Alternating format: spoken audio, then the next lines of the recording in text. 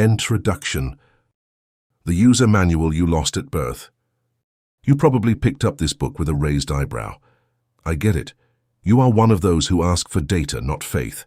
You are one of those who trust gravity because it keeps you on the ground, not karma because it sounds poetic. You think manifesting is for the crazy or the desperate, and the only real vibration is your phone in your pocket. Fine, this book is for you. In fact, this book is specifically for you because believers already have their Bibles, their crystals, and their incense. You have nothing but your logic and a persistent suspicion that, maybe, you are missing out on something important. Imagine for a moment that you are born and given the most sophisticated computer in the universe. A quantum biocomputer capable of processing millions of bits of information per second, capable of regulating the chemistry of an entire body, healing wounds, building skyscrapers and composing symphonies. That computer is your brain. The problem is that no one gave you the instruction manual. You have spent years, perhaps decades, operating this machinery blindly. You have been pressing buttons at random. Sometimes, by pure luck, you press the right sequence and get a success, a moment of happiness, or a lucky coincidence. But most of the time you are hitting the keyboard with your forehead, entering junk code. You tell yourself, I can't. It's hard. I always have bad luck. And the system, which is a neutral and efficient machine, compiles that code and returns exactly what you programmed: failure, difficulty, and chaos. It is not a divine punishment. It is not bad luck. It is a syntax error. The premise of this book is radically simple. Metaphysics is not magic. It is not cheap mysticism for people who do not want to work. Metaphysics is simply the physics we do not yet fully understand, or the advanced psychology that we are afraid to admit. These are the invisible laws of behavior and attention that operate in the background, whether you like them or not. Electricity does not care if you believe in it. If you stick your finger in the socket, you get electrocuted all the same. Gravity does not care if you understand it. If you jump, you fall.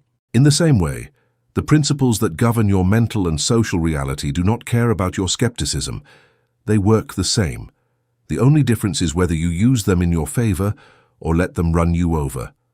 I will not ask you to have faith here. Faith is beautiful, but it is not necessary for mechanics. You do not need to believe in the internal combustion engine for your car to take you to work. You just need to know how to drive. Consider this text as the technical manual that should have come in the box. We are going to demystify the mystical. We are going to translate spiritual language into terms of neuroscience, behavioral psychology, and game theory. We are going to treat reality as a hackable operating system. If the placebo effect heals, then deception works. If visualization alters athletic performance, then imagination is a physical tool. If changing your language changes your perception, then words are code. Leave your disbelief at the door, or better yet, bring it with you. We are going to need it to take the pieces apart. We are going to see what happens when a skeptic decides to play with the laws of the universe, not because they believe in them, but to see what happens. Welcome to the system. It is time to learn how to program. Chapter 1. The algorithm of your attention. The RAS and the myth of attraction. We do not see things as they are, we see things as we are. The Talmud, and probably your go-to neuroscientist. Let's start with an experiment you've already experienced, though you might not have given it a name. Let's say you decide to buy a car. After much research, you decide on a red Volkswagen Golf. Before making that decision, you'd swear red Golfs were a rarity, almost an endangered species in the asphalt ecosystem. But the day after signing the papers, you go out into the street and something unsettling happens. You see red Golfs everywhere. One is parked in front of your office. Another passes you on the highway. You see 3 on the way to the supermarket. What has happened here? If you were a New Age mystic, you would say that you have aligned your vibration with the car's frequency, and that the universe, in its infinite generosity, has materialized vehicles to confirm your desire. You would say you have manifested the reality of the red Golf. But you are a skeptic. You know that Volkswagen hasn't increased production of that model in the last 24 hours just to please you. You know that physical reality hasn't changed one bit. Those cars were always there. They were there last week, last month, And last year, objective reality did not change. What changed was your search algorithm. Welcome to the engine room of your perception. Welcome to the Reticular Activating System, RAS. This chapter is about how your brain decides what is real and what is background noise. And most importantly, it's about how you've spent your whole life programming this system to show you exactly what you don't want to see, erroneously believing it to be bad luck. Either myth, the universe is listening to you. Before we open the hood of your brain, let's look at what they sell us in the spirituality section of the bookstore. The classic metaphysical premise, popularized by books like The Secret or the teachings of Abraham Hicks, is the famous law of attraction. The basic idea is, what you focus on expands. According to this theory, your thoughts emit a magnetic signal, a specific frequency that travels through the ether and attracts events, people, and things that vibrate on that same wavelength. If you think about money, you attract money. If you think about debt, you attract bills. The universe is presented as a grand cosmic catalogue, or a genie in a lamp that responds to your mental commands with an enthusiastic, "Your wish is my command." To a skeptic, this sounds ridiculous, and for good reason.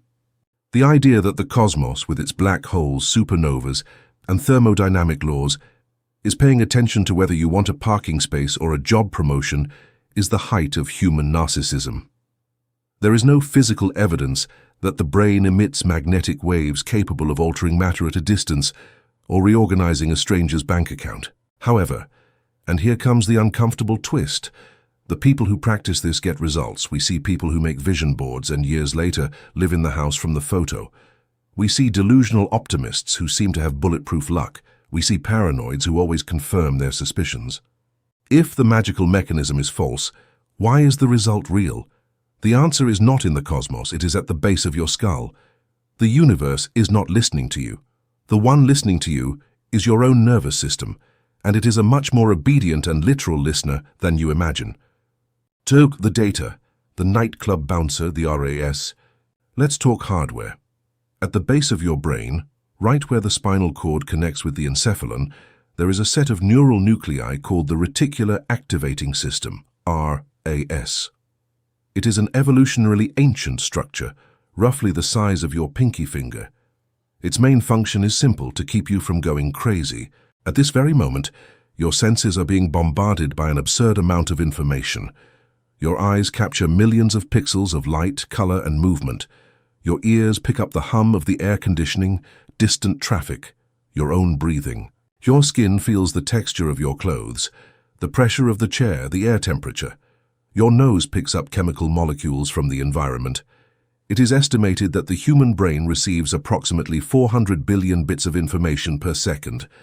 However, your conscious mind can only process about 2,000 bits per second. Do the math. The difference is abysmal. If you were conscious of everything happening around you, your brain would instantly collapse from sensory overload. It would be like trying to drink water from a fire hose. This is where the RAS comes in. The RAS is the bouncer at the nightclub of your conscious mind. It is the ultimate biological filter. Its job is to look at those 400 billion bits and say, trash, trash, irrelevant, noise, trash. Wait, this is important. Come in. It only lets into the VIP club of your consciousness that which has been marked as relevant. Everything else, 99.99999% of reality, is ignored. Literally, you don't see it. Your eye captures it, but your brain does not process the image. It is what we call a scotoma, or a psychological blind spot. And how does the bouncer decide who gets in and who stays out? What are the admission criteria for the nightclub of your reality? The RAS prioritizes three things: physical survival, anything that looks like a threat, your name. That's why you can hear your name at a loud party. What you have told it is important. And this is where metaphysics meets biology. The third criterion is programmable. You are the club manager. You give the bouncer the guest list. If you tell the bouncer, through your recurring thoughts and beliefs, that the world is dangerous, the RAS will scan reality looking for threats. It will see scowls, news of robberies and potential accidents. It will ignore smiles, opportunities, and beauty. because they aren't on the list. If you tell the bouncer that business opportunities are everywhere, the RAS will let in conversations about investments, see empty locals for rent, and notice market needs. It's not magic, it's data filtering. Throw the bridge. Coincidence doesn't exist, selective attention does. Let's go back to the red Volkswagen Golf example. Before you wanted to buy it, red Golfs were noise. Your RAS filtered them out as irrelevant information, just as it filters the shoe color of strangers on the subway. The moment you decided to buy one, you sent an urgent memo to the RAS. Attention, red Golf, important. The bouncer updated the list, and suddenly, every time that visual pattern appears in the environment, the RAS taps you on the shoulder and says, "Look, there's one." Now let's apply this to your life. Imagine you are a deeply skeptical and pessimistic person, which is likely given the title of this book. Your internal dialogue usually is, "This is going to go wrong. There are no jobs, people are selfish, or I'm bad at relationships." Without realizing it, you have programmed your RAS with those search parameters. Your brain has become a search engine, a biological Google, and in the search bar you've typed, "Evidence my life is a mess." Google, your brain, will search the immensity of reality and return millions of results that confirm your search. You will see the cashier's bad face, ignoring they gave you the right change. You will see the news of the economic crisis, ignoring the new industry that is hiring. You will remember your partner's critical comment and forget the morning hug, and then you will say, "See, I was right. The world sucks." But it is a self-fulfilling prophecy. You are right, but only because you are blind to the counter-evidence. The famous invisible gorilla experiment by Chabry and Simons demonstrated this in a humbling way. Participants were asked to watch a video of people passing a basketball and count the white team's passes. Halfway through, a person in a gorilla suit walks among the players, thumps their chest, and leaves. 50% of the people did not see the gorilla. Their eyes caught it. The light hit the retina, but their RAS was so focused on counting passes that the gorilla was filtered out as irrelevant noise. Now ask yourself, how many gorillas of opportunity, love, solution, or wealth have danced past you while you were busy counting your problems? This is where the mystical concept of attraction crumbles and is rebuilt as attention. You don't attract what you want, you perceive what you are. If you change the programming, you don't change the world. The world remains chaotic, unfair, and beautiful in equal parts. But you change what you extract from it. If you start programming your RAs to look for solutions, your brain will start to notice patterns that were previously invisible. A casual conversation becomes a contact, a magazine article becomes an idea, a problem becomes a challenge. It seems like magic because the information appears out of nowhere. But it's not out of nowhere. It's from the background you previously ignored. It's like tuning a radio. The jazz station's radio waves were always in the room, passing through your body. But until you turn the dial to the right frequency, the music doesn't play. Your RAS is the dial. This explains why lucky people always seem to have luck. Their RAS is configured to detect fortuitous opportunities. It explains why the hypochondriac always finds a new symptom. It explains why the paranoid always finds conspiracies. Reality is a neutral mirror.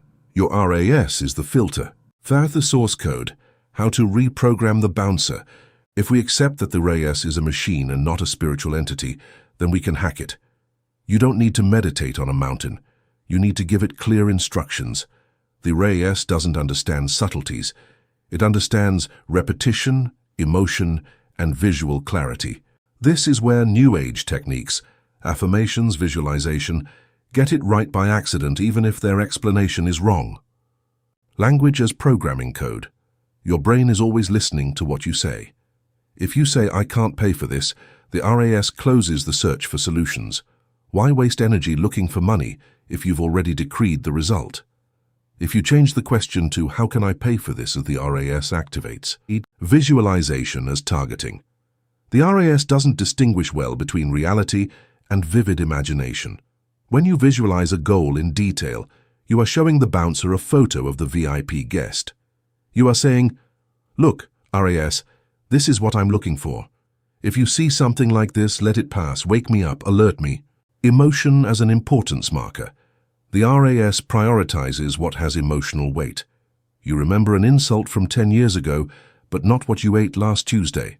If you associate a strong emotion with your goals, passion, enthusiasm, or even productive anger, you are shouting to the bouncer, "This is important."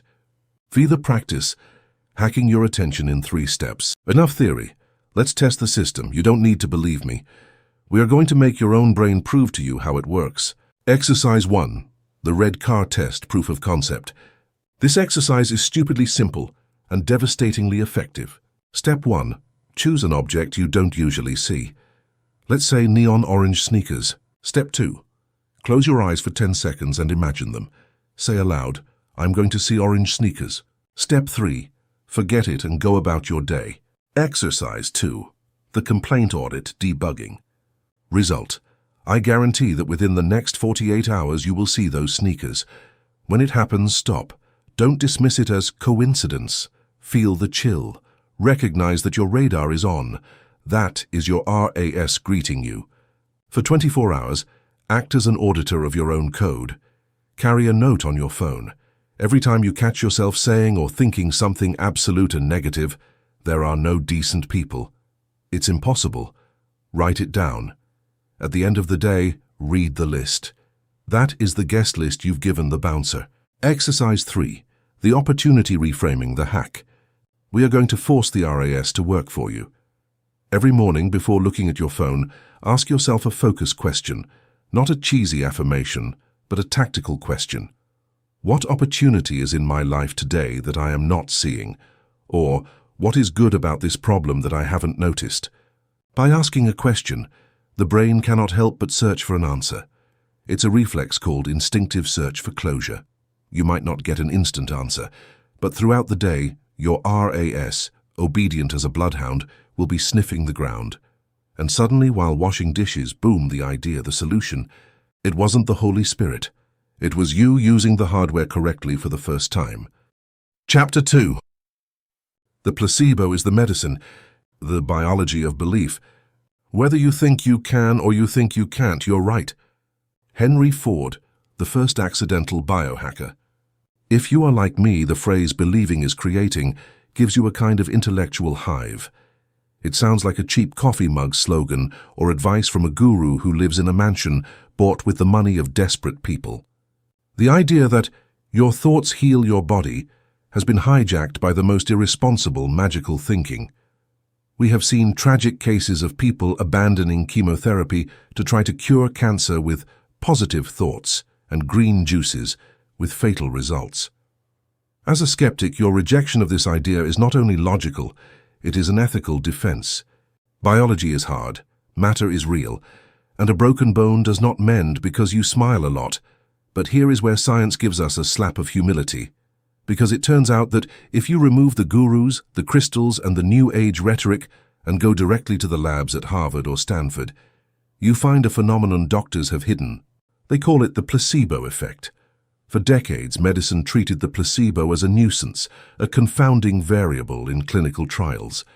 It was what happened when nothing real happened. If you gave a patient a sugar pill and their headache went away, doctors said, "Well, it's psychological, there was no truth to it." But that conclusion is false and dangerous. If you give a Parkinson's patient, a disease where neurons stop producing dopamine, a saline pill and tell them with medical authority, "This is a potent drug that will increase your motor control," something amazing happens. In a significant percentage of cases, their tremors decrease. If you scan their brain at that moment, you don't see imagination. You see that their brain, on its own and without external chemical help, has begun to synthesize dopamine and release it in the precise areas. The patient did not imagine the cure. The patient manufactured the cure. Belief was not a spiritual act. Belief was the start signal for an internal chemical manufacturing process. Your body is the most advanced pharmacy in the world, and your beliefs are the prescriptions you hand to the pharmacist. Welcome to the biology of belief. In this chapter, we are going to discover how your expectations become biology, and why radical skepticism can be, literally, bad for your health. The myth, it's all in your mind, the big lie. The spiritual myth says that mind dominates matter absolutely. that if you have enough faith, you can levitate or heal anything instantly. This is false and demonstrably absurd. But the skeptical myth is just as false. The skeptic says, mind and body are separate things.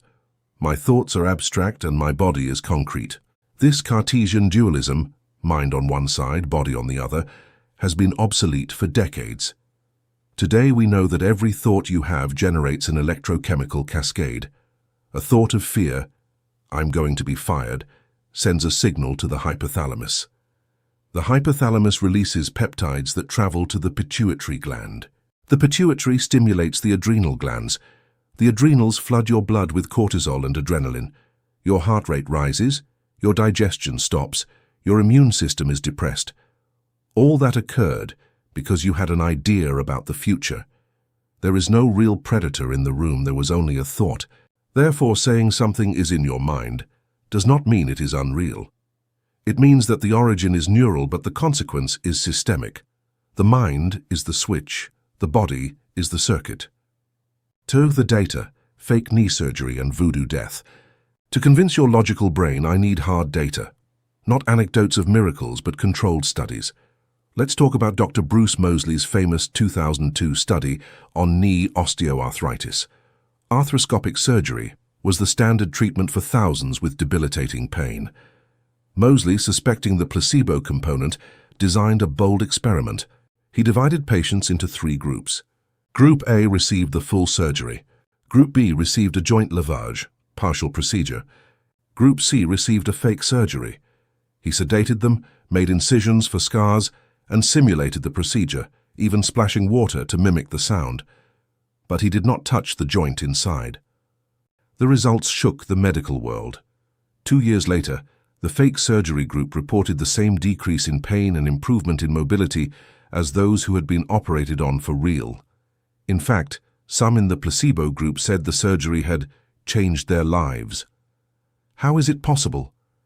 Their knees were still physically damaged by arthritis, but their brain, convinced the problem had been fixed by a surgeon in a white coat, stopped processing the pain signal and reduced local inflammation. The belief in the procedure was as potent as the procedure itself. Now let's look at the dark side, the nocebo effect. If the placebo is the sugar pill that heals, the nocebo is the innocuous belief that kills. There are documented cases of people erroneously diagnosed with terminal cancer, given 3 months to live. Those people died exactly at 3 months. In the autopsy, the tumor was small or non-existent. They died essentially because they shut down their systems. Their belief in the doctor's authority and the inevitability of death created a self-fulfilling biological prophecy. Voodoo works under this principle. If you believe the shaman has power to kill you, your nervous system enters such terror that you can suffer cardiac arrest. This leads us to epigenetics. For years we were told our genes were our destiny. If your father had diabetes, you would have diabetes. You were a victim of your DNA code. Cellular biologist Bruce Lipton and other pioneers showed this is false. Genes are not sentences, they are blueprints, they are options. For a gene to be expressed, activated, it needs a signal from the environment. And here is the key. The signal is not the environment itself, but your perception of the environment. If you perceive the world as hostile, you activate genes for inflammation. If you perceive it as safe, you activate genes for repair. Thrice the bridge, the inner pharmacy. So how do we connect this with metaphysics for skeptics? Very simple. Your body does not distinguish between a real experience and one lived intensely in the imagination. Let's prove it right now with the lemon test. Imagine you're in your kitchen. You see a yellow, shiny lemon on the cutting board. You feel its rough texture. You take a knife and cut it in half. The juice splashes. You smell that potent citric aroma. You take a half. You open your mouth. And you squeeze the juice directly onto your tongue. Feel the acid flood your jaw. If you have done it well, it is very likely you are salivating right now. But there is no lemon. There is no kitchen. There were only words and images in your brain. However, your salivary glands, physical organs, responded by releasing real digestive enzymes. If you can make your body secrete saliva thinking of a lemon, what do you think you are doing to your body when you spend 3 hours a day imagining that your partner is cheating or that you will go bankrupt. You are marinating your cells in a toxic broth of stress hormones. You are using the nocebo effect against yourself.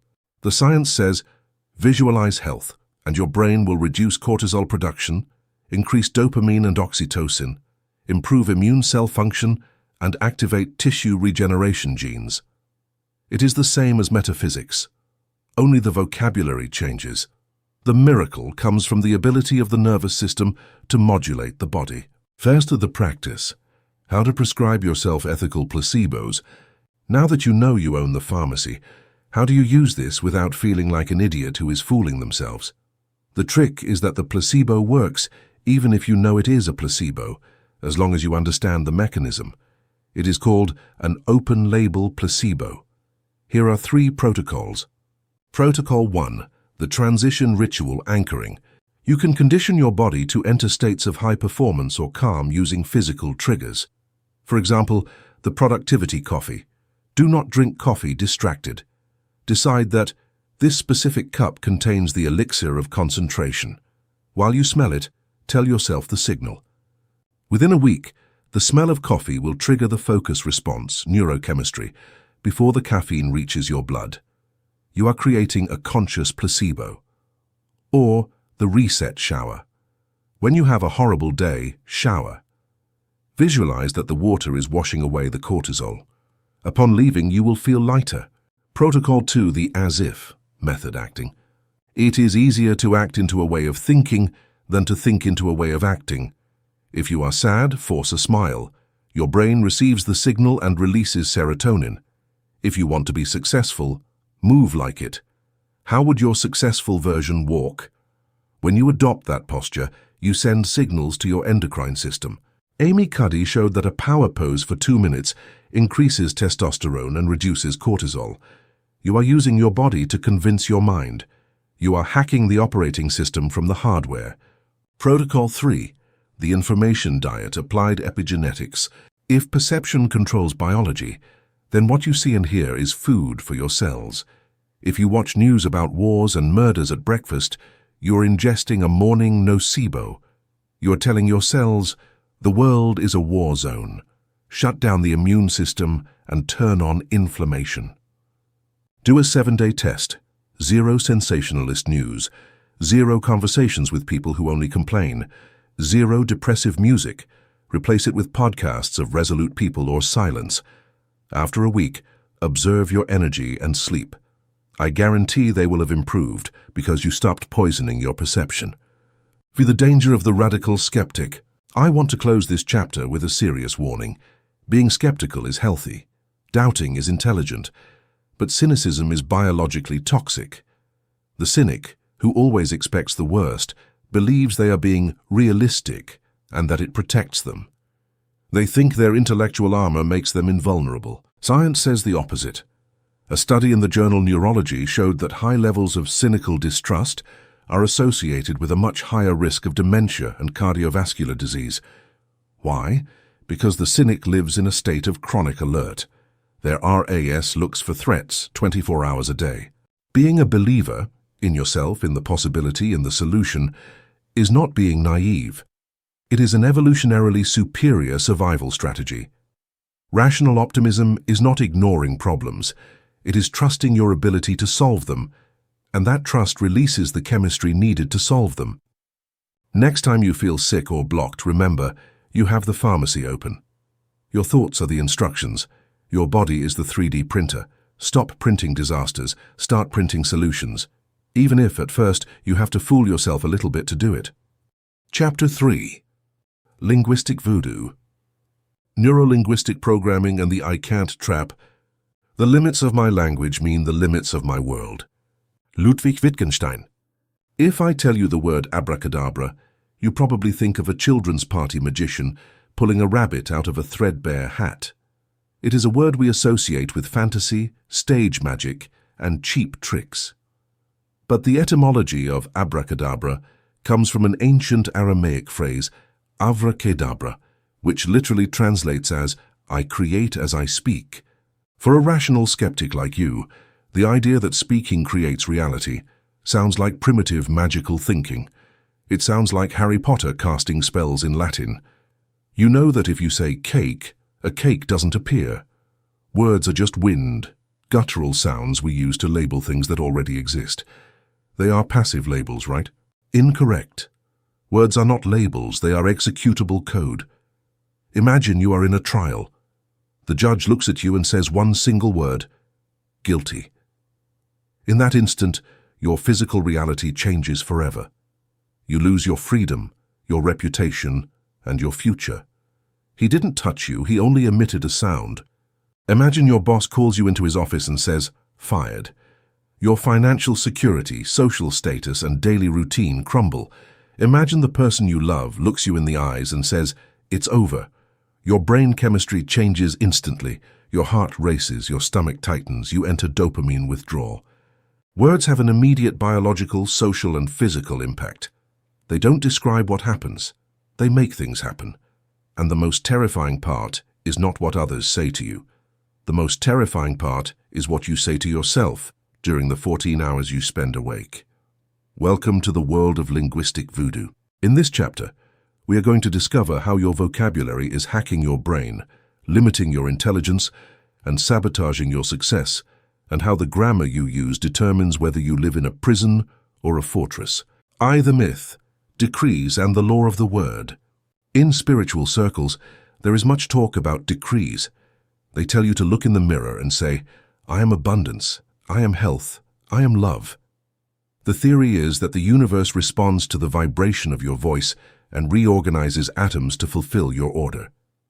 The problem for the skeptic is evident. If you look in the mirror and say, I am a millionaire, when your account is in the red, your brain, which is not stupid, detects the lie. Cognitive dissonance occurs. You feel like a fraud.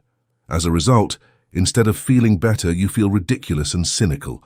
The mystical decree fails because it ignores the mechanism. It treats the universe like a deaf waiter that you have to shout at. But the scientific version of the decree is Neuro-Linguistic programming, NLP, and cognitive psychology. These disciplines care about how your language structures your thought. If your language is poor, your thought is poor. If your grammar is that of a victim, your behavior will be that of a victim. Not because the cosmos punishes you, but because your brain follows the instructions you give it. TUS, the data, the Sapir-Whorf hypothesis, and the literal brain. To understand why language shapes reality, we must look at neuroscience. There is a linguistic theory called the Sapir-Whorf hypothesis. In its weak version, the most accepted today, it suggests that language drastically influences perception. A classic example, the Gugu Yimithirr tribe in Australia has no words for left or right. They only use cardinal points, north, south, east, west. If you ask them to move a cup, they don't say move it to the right. They say move it a bit toward the north-northeast. As a result, these Aborigines have a perfect internal compass. They know where north is at all times. Their language forced them to develop a spatial capacity. We, limited by left-right, are geographically clumsy. Another example, the color blue. In Russian, there is no single word for blue. They have goluboy, light blue, and siny, dark blue. They are distinct categories, like red and pink are for us. Studies show Russian speakers are faster at distinguishing blue variations. They literally see differences that others ignore because they have the linguistic software to process them. Now let's take this to your brain. When you use a word, you don't just activate the Broca's area, speech. You activate a complete semantic network. A New York University study showed that if you give a group of students words associated with old age, gray, wrinkle, slow, cane, forgetfulness, and then ask them to walk down a hallway, they walk slower than the control group. They weren't asked to act old, but those words activated motor behavior scripts in their brains. Language hacked their motor system. This is crucial. Your brain does not distinguish well between a metaphor and a literal instruction. If you spend the day saying, "This job is a headache," your brain may increase vascular tension in your temples. If you say, "This situation makes me sick," you are depressing your immune system. If you say, "I carry the weight of the world on my shoulders," don't be surprised if you develop chronic contractures in your trapezius. Your biocomputer takes your metaphors and converts them into biology. Third, the bridge, language viruses. If language is the source code of your mind, then most people have their operating system full of viruses and malware. We use everyday expressions that, without knowing it, program us for helplessness, anxiety, and failure. Let's analyze the 3 most dangerous viruses you probably use daily. Virus 1. I have to versus I want, I choose. This is the difference between slavery and freedom. I have to go to work. I have to eat healthy. The phrase I have to implies an external imposition. It implies you are a victim of circumstances. Your brain responds with resistance. It generates cortisol. You feel tired before starting. When you change the code to I choose to go to the gym or I want to finish this project, you reclaim agency. You go from being a slave to being the owner of your time. The activity is the same, but the neurochemistry is opposite. Virus 2, try the failure code. Master Yoda was neuroscientifically correct. Do or do not, there is no try. The verb to try is a pre-programmed failure command. If I invite you to my party and you tell me, I'll try to go, we both know you're not going. Try presupposes the possibility of failure.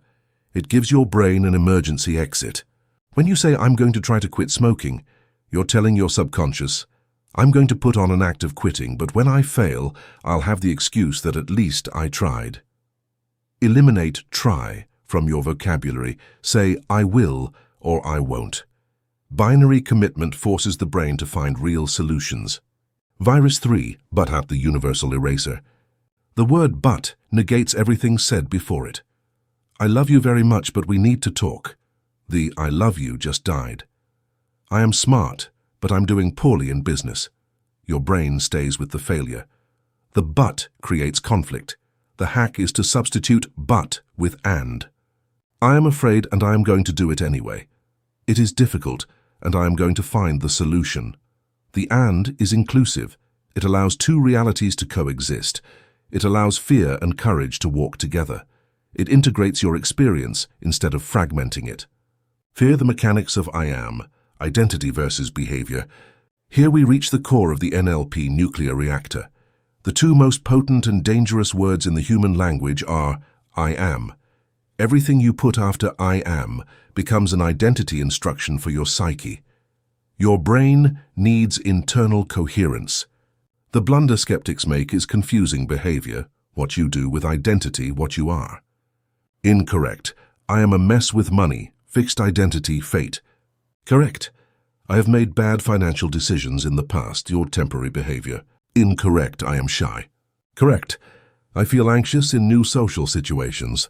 When you say I am a mess, you close the possibility of change. Your RAS, Chapter 1, will look for evidence to confirm it. When you say I am learning, you open the possibility of growth. Labeling yourself with negative adjectives is literally casting a curse on yourself. It is self-inflicted voodoo. The power of questions, the cerebral Google. Thought is nothing more than a process of asking and answering questions. The quality of your life depends directly on the quality of the questions you ask yourself. Most people have a defective internal search engine. Faced with a problem, they ask, why does this always happen to me? What is wrong with me? These are junk questions. Your brain will search for answers. For why am I so stupid? Your brain will reply, well, remember that time in 2015 you failed. It will give you a list of your defects. Skeptical metaphysics demands you hack the interrogation. You must ask power questions. In place of why is this happening, you can ask, what can I learn from this? How can I use this to my advantage? What am I not seeing? What would the person I want to be do in this situation? When you change the question, you change the direction of focus. You go from victim to solver. VISI, the practice linguistic hygiene protocol. You don't need candles. You need a ruthless internal auditor. Let's clean your code. Exercise 1. The I can't diet. For the next 7 days, you are forbidden from saying I can't. Physically, there are very few things you cannot do. Everything else is I don't want to or I don't know how yet. Correct yourself. I don't know how to do this yet, or I choose not to do this. You will feel physical resistance. Exercise 2. Anxiety reappraisal. Physiologically, fear, anxiety, and excitement, enthusiasm, are almost identical. Fast heart, sweat. The only difference is the label your mind gives it. When you have a speech or a date and feel those butterflies, do not say, "I am nervous." Instead, say aloud, "I am excited." You are using the arousal to your advantage. Exercise 3. Transforming complaint into tactical gratitude. Complaint reinforces victimhood. I'm not asking you to be a blind optimist. I'm asking you to be a strategist. Every time you complain, add the conjunction, and therefore, to force a solution. I hate this traffic, and therefore I'm going to take the chance to listen to that audiobook. You are alchemizing verbal trash into fuel. Chapter 4. Vibration is not an aura, it is a state. Limbic resonance and emotional Wi-Fi. The nervous system is not a self-contained system. It is an open-loop system that relies on connections with others to maintain its stability. Thomas Lewis, Faria Amini, and Richard Lannon, A General Theory of Love. If there is one word that makes a skeptic want to jump out a window, it is vibration. You have heard it 1,000 times. That person has a bad vibe. Raise your frequency. Vibrate high to attract abundance. It has become the slogan of modern spiritual narcissism. You imagine people dressed in white linen, smiling artificially while their lives fall apart, convinced that if they ignore the problems, their frequency will save them. For real physics, vibration is something serious. It is the oscillatory movement of atoms and particles. Everything in the universe vibrates, from an electron to a guitar string. But when a guru tells you to vibrate at the frequency of love, your scientific brain asks, at what exact frequency? In hertz? Is it a radio wave? Is it sound? Can I measure it with an oscilloscope? The short answer is, no, you cannot measure love in hertz as if it were an FM station. However, and here comes the but that justifies this book, we have all felt the vibrations. You walk into a meeting room where two people have just had an argument. They are quiet. They don't look at each other, but the air feels dense, heavy, sharp. You feel an oppression in your chest. You want to get out of there. Or on the contrary, you meet someone and in 5 minutes you feel strangely safe, energized and optimistic, as if you had been plugged into a battery. What is that? If it is not magic, what on earth is it? It is not an aura of colors. It is pure hard biology. It is high-speed data transmission between nervous systems. Welcome to the world of limbic resonance. In this chapter, we are going to discover that even if you do not have a glowing aura, you do have a constant transmission signal that affects the biochemistry of everyone around you, and that determines whether the world opens doors for you or slams them in your face. The myth, the Hawkins scale, and magical thinking. The New Age myth is based in large part on the work of David Hawkins and his book Power versus Force. Hawkins created a map of consciousness, a logarithmic scale from 1 to 1,000, where he classified human emotions according to their vibrational calibration. Shame calibrates at 20, the lowest, almost death. Fear at 100. Courage at 200, the turning point. Love at 500. Enlightenment at 700 plus. According to this theory, if you are in fear, you are emitting a low frequency that literally attracts misfortune. If you are in love, you emit a high frequency that dissolves problems.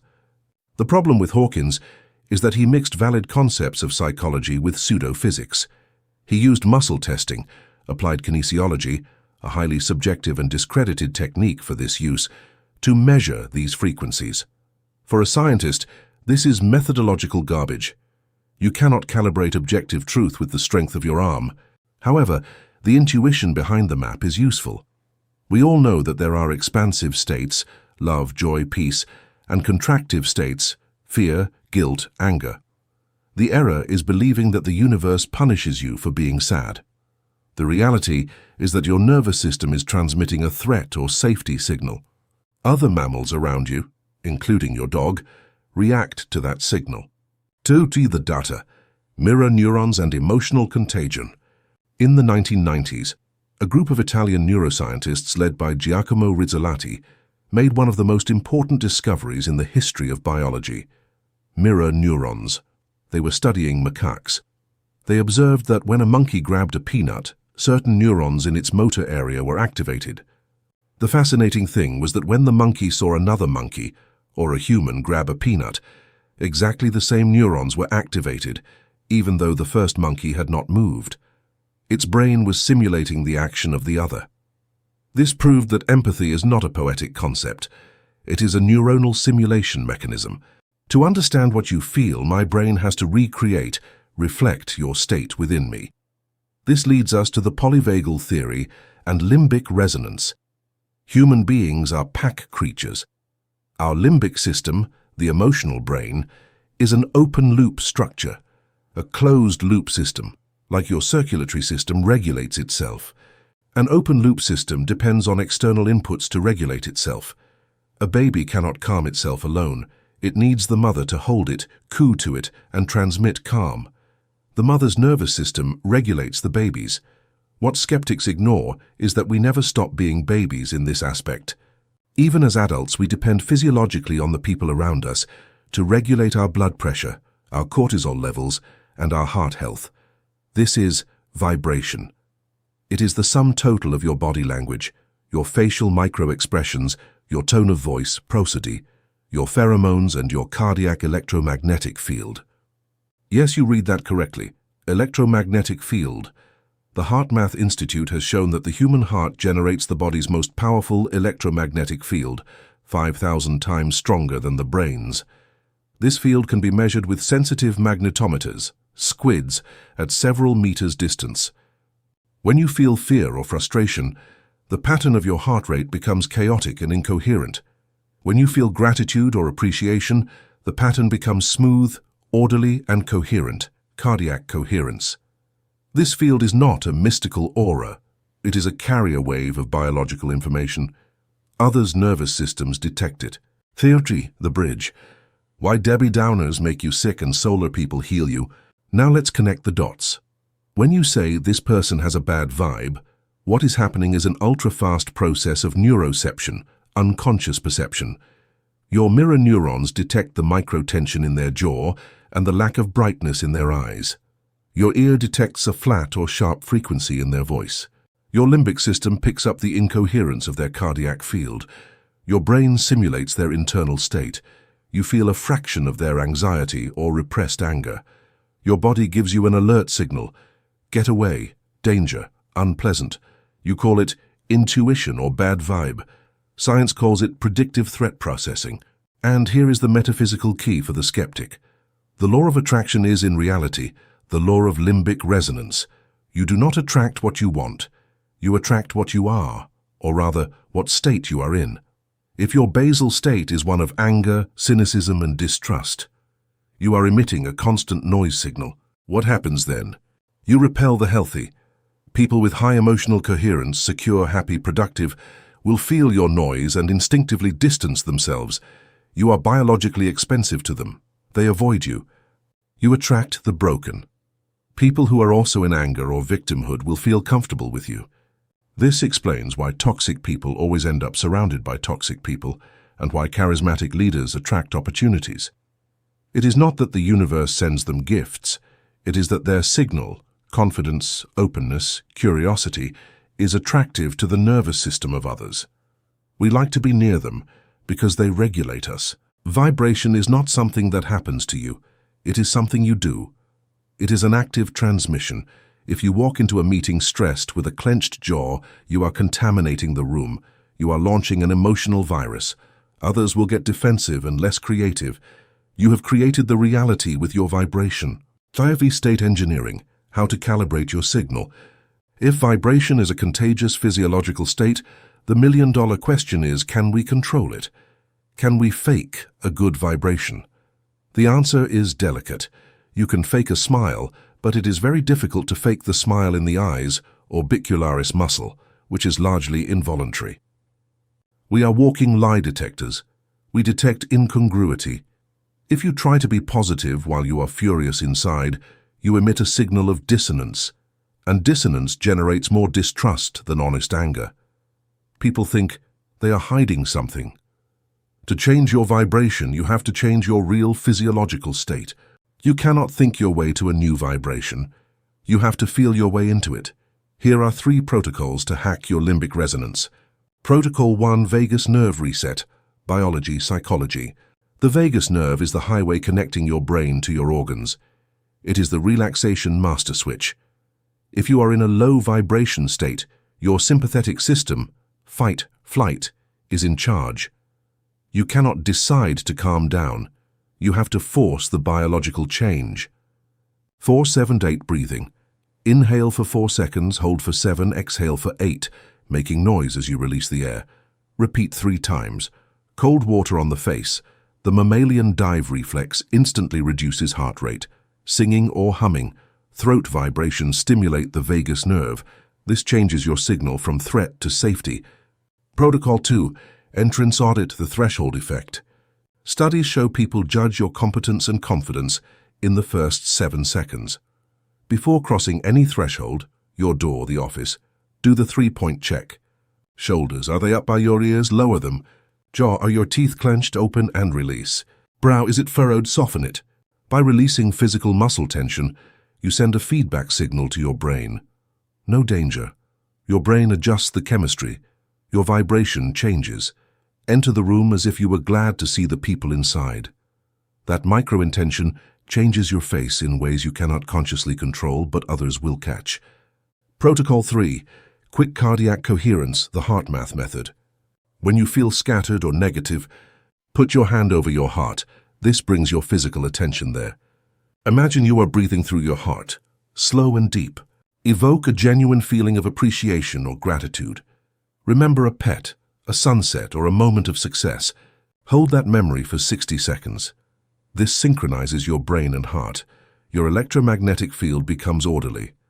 Corporate studies have shown that teams that do this before starting work make faster decisions and argue less. Be the human tuning fork. Radical responsibility. The physical concept of resonance works like this. If you have 2 tuning forks tuned to the same note and you strike one, the other will start vibrating on its own. They resonate together. But if you bring a struck fork near one tuned to a different note, the second will stay still or vibrate dissonantly.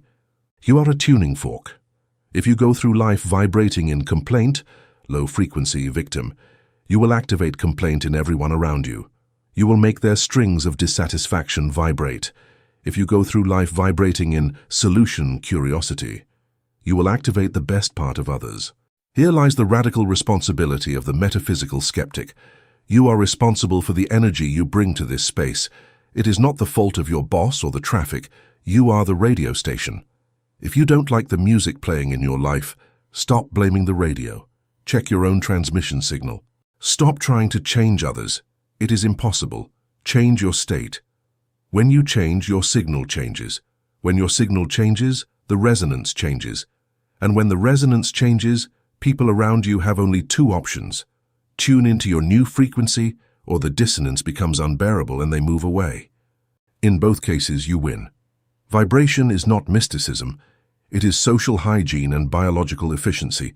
So please vibrate high, not for karma, but because it is the most intelligent and selfish way to live well. Chapter 5. The Mirror of Reality, a psychological projection and the myth of the enemy. Everything that irritates us about others can lead us to an understanding of ourselves. Carl Gustav Jung, the psychiatrist who took the mask off the devil. Think of that person you cannot stand. Not someone you simply dislike or with whom you have no affinity, but someone who makes your skin crawl, someone whose mere presence alters your blood chemistry. Visualize them. It could be that arrogant coworker who always interrupts in meetings just to hear themselves speak. It could be your brother-in-law, the one who always wants to be right and gives you moral lessons. It could be that politician you see on television who makes you scream at the screen like a madman. Or it could be that Instagram influencer who seems so fake, so vain and so superficial that you spend hours criticizing her with your friends. Feel that sting of irritation, of judgment, of moral superiority. You think, my God, what an insufferable person. I would never be like that. I am humble, I am authentic, I am respectful. I have some bad news for you. Terrible news, probably the worst you have received in this book so far. That person is your long-lost twin, not biologically, of course, but psychologically. That person is acting out on the world stage a part of your own psyche that you have repressed, denied, and locked in the basement under 7 locks. What you hate about them is not their behavior. It is the unbearable reminder of your own shadow. Metaphysics says, the world is a mirror. As within, so without. Clinical psychology says, you are projecting your repressed traits onto an external subject to avoid cognitive dissonance and protect your idealized self-image. It is exactly the same thing. Only the price of therapy changes. In this chapter, we are going to explore the oldest, most universal, and most dangerous defense mechanism of the human mind, projection. We are going to discover why the world is not as it is, but as you are, and why the only way to stop being surrounded by idiots is, painfully, to stop being one in secret. The myth. The universe sends you teachers, the Disney version. In spiritual self-help circles, the law of the mirror is often explained in a way so simplistic, it is exasperating to any logical mind. They tell you, if something bothers you, it's yours. They tell you, if someone robs you, it's because you are a thief or you have thoughts of theft. They tell you, if someone mistreats you, it's because you mistreat yourself. This infuriates the skeptic, and with all the reason in the world. It sounds like victim blaming, it sounds like justifying someone else's bad behavior. Are you telling me that if a drunk driver runs a red light and hits me, I attracted that because I am a drunk driver internally? No, that is toxic and dangerous magical thinking. The law of the mirror does not work in a literal and mechanical way regarding random physical events, accidents, catastrophes. However, it works in an absolute and mathematical way regarding your emotional reaction to social facts. The mirror is not the event, it is the judgment. If someone is arrogant toward you, the objective fact is that they are acting with arrogance. You can observe it, notice it, and move on with your life. But if their arrogance obsesses you, infuriates you disproportionately, robs you of sleep, and you spend 3 days talking about it with anyone who will listen, then the problem is no longer them. The problem is yours. Why does their arrogance hurt you so much? What internal string has it plucked for the resonance to be so strong? The myth says that the universe, in its infinite wisdom, sends you teachers disguised as enemies so you can learn karmic lessons. The scientific reality is that your brain filters reality, thanks to the RAS from Chapter 1, to find perfect white screens where you can project your own internal horror movie. They don't send you anything. You seek it, find it, and amplify it. 2. The data. The mechanics of projection, Freud and Jung to the rescue. To understand this without mysticism, we need to visit the engine room of your identity. We need to understand how your personality was formed. Sigmund Freud, and later Carl Jung, described the human psyche with the famous metaphor of the iceberg. The visible tip is the ego or the persona, who you think you are. I am honest, I am hardworking, I am kind, I am a good citizen. This is the mask you use to survive in society. But underwater, there is an immense mass of impulses, desires, and traits that do not fit that ideal image. Jung called this area the shadow. Where does the shadow come from? It is born in your childhood. From the time you were a child, your parents, your teachers, and society taught you that certain things were bad or unacceptable. Don't be selfish, share your toys. You repressed your instinct for property and conservation and called it selfishness. Boys don't cry. You repressed your vulnerability and sadness. Don't be bossy. Nobody likes girls who boss people around. You repressed your natural leadership and ambition. That's dirty. Don't touch yourself. You repressed your sexuality and curiosity. Now then, here is the biological key. Those traits did not disappear. Psychic energy is not created or destroyed, only transformed. Those impulses remain alive in your limbic brain, pulsing, wanting to come out. But you have built an ego that says, I am not selfish, I am not aggressive, I am not sexually deviant. Here, an unbearable tension is created. Maintaining those submerged traits requires enormous cognitive energy. It is like trying to keep 20 beach balls underwater at the same time. Eventually you get tired. Your psyche looks for an escape valve to relieve the pressure without having to admit the trait is yours, because that would destroy your self-image as a good person. And what is the easiest and most efficient way to relieve the pressure? To see it in someone else. The defense mechanism of projection works like this. The impulse. You feel an unacceptable impulse, e.g. a corrosive envy of your friend's success or a desire to be cruel. The denial. Your ego gets scared. That's not me, I am good. The externalization. Your mind looks for an external target quickly. It scans the environment. The casting. It casts the trait onto the target like a movie projector casts an image onto a screen. The judgment. Now you can point your finger and say, look how envious he is, how cruel she is. The relief. You feel a discharge of pleasure and moral superiority.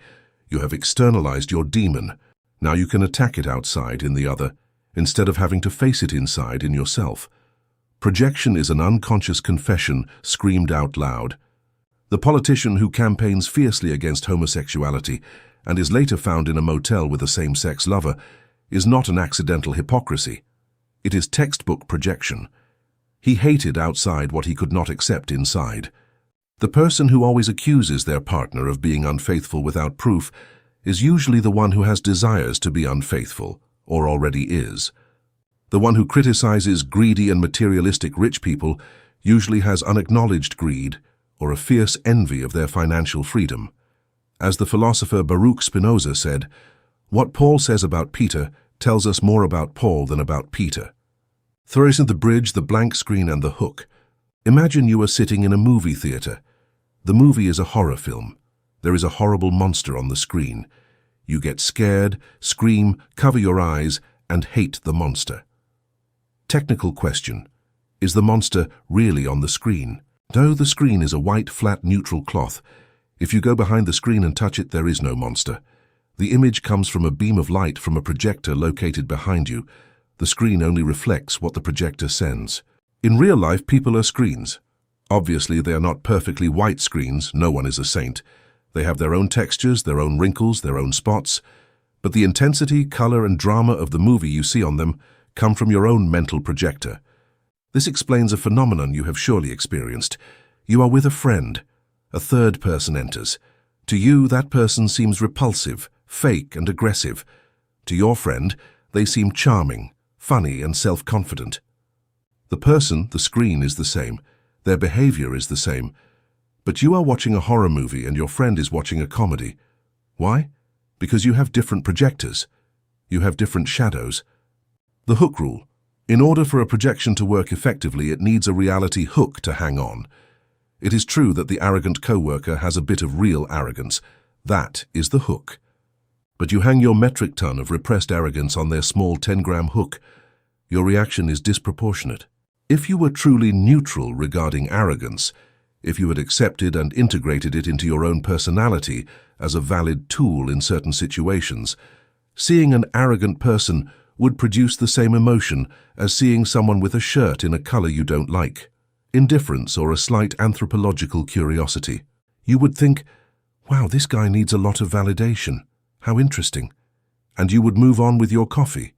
If it angers you, hooks you, hijacks your amygdala, and obsesses you, it's because it's showing you something of yours that you refuse to look at. The golden shadow. Not everything is bad. Be careful, this doesn't only work for the bad. We also project our light. When you idolize someone excessively, when you put a guru, an artist, an influencer, or a leader on an unreachable pedestal, you are projecting your golden shadow. You are seeing in them your own potential, your own talent, your own beauty, and your own greatness that you do not dare to recognize out of fear of shining or fear of the responsibility that comes with it. You say, he is a genius, I am normal. Psychology corrects you. You recognize his genius because you have the seed of that same genius within your cognitive structure, but you are terrified to water it, so you hand it to him to carry it for you. It is safer to admire than to be. Extreme admiration is often a renunciation of one's own power. For the symptom, the 3-second rule, hysteria versus history. So how on earth can you distinguish whether you are seeing objective reality or if you are hallucinating a projection? The skeptic needs a diagnostic test. The clinical symptom is emotional disproportion. In therapy circles, a brutal phrase is used: if it's hysterical, it's historical.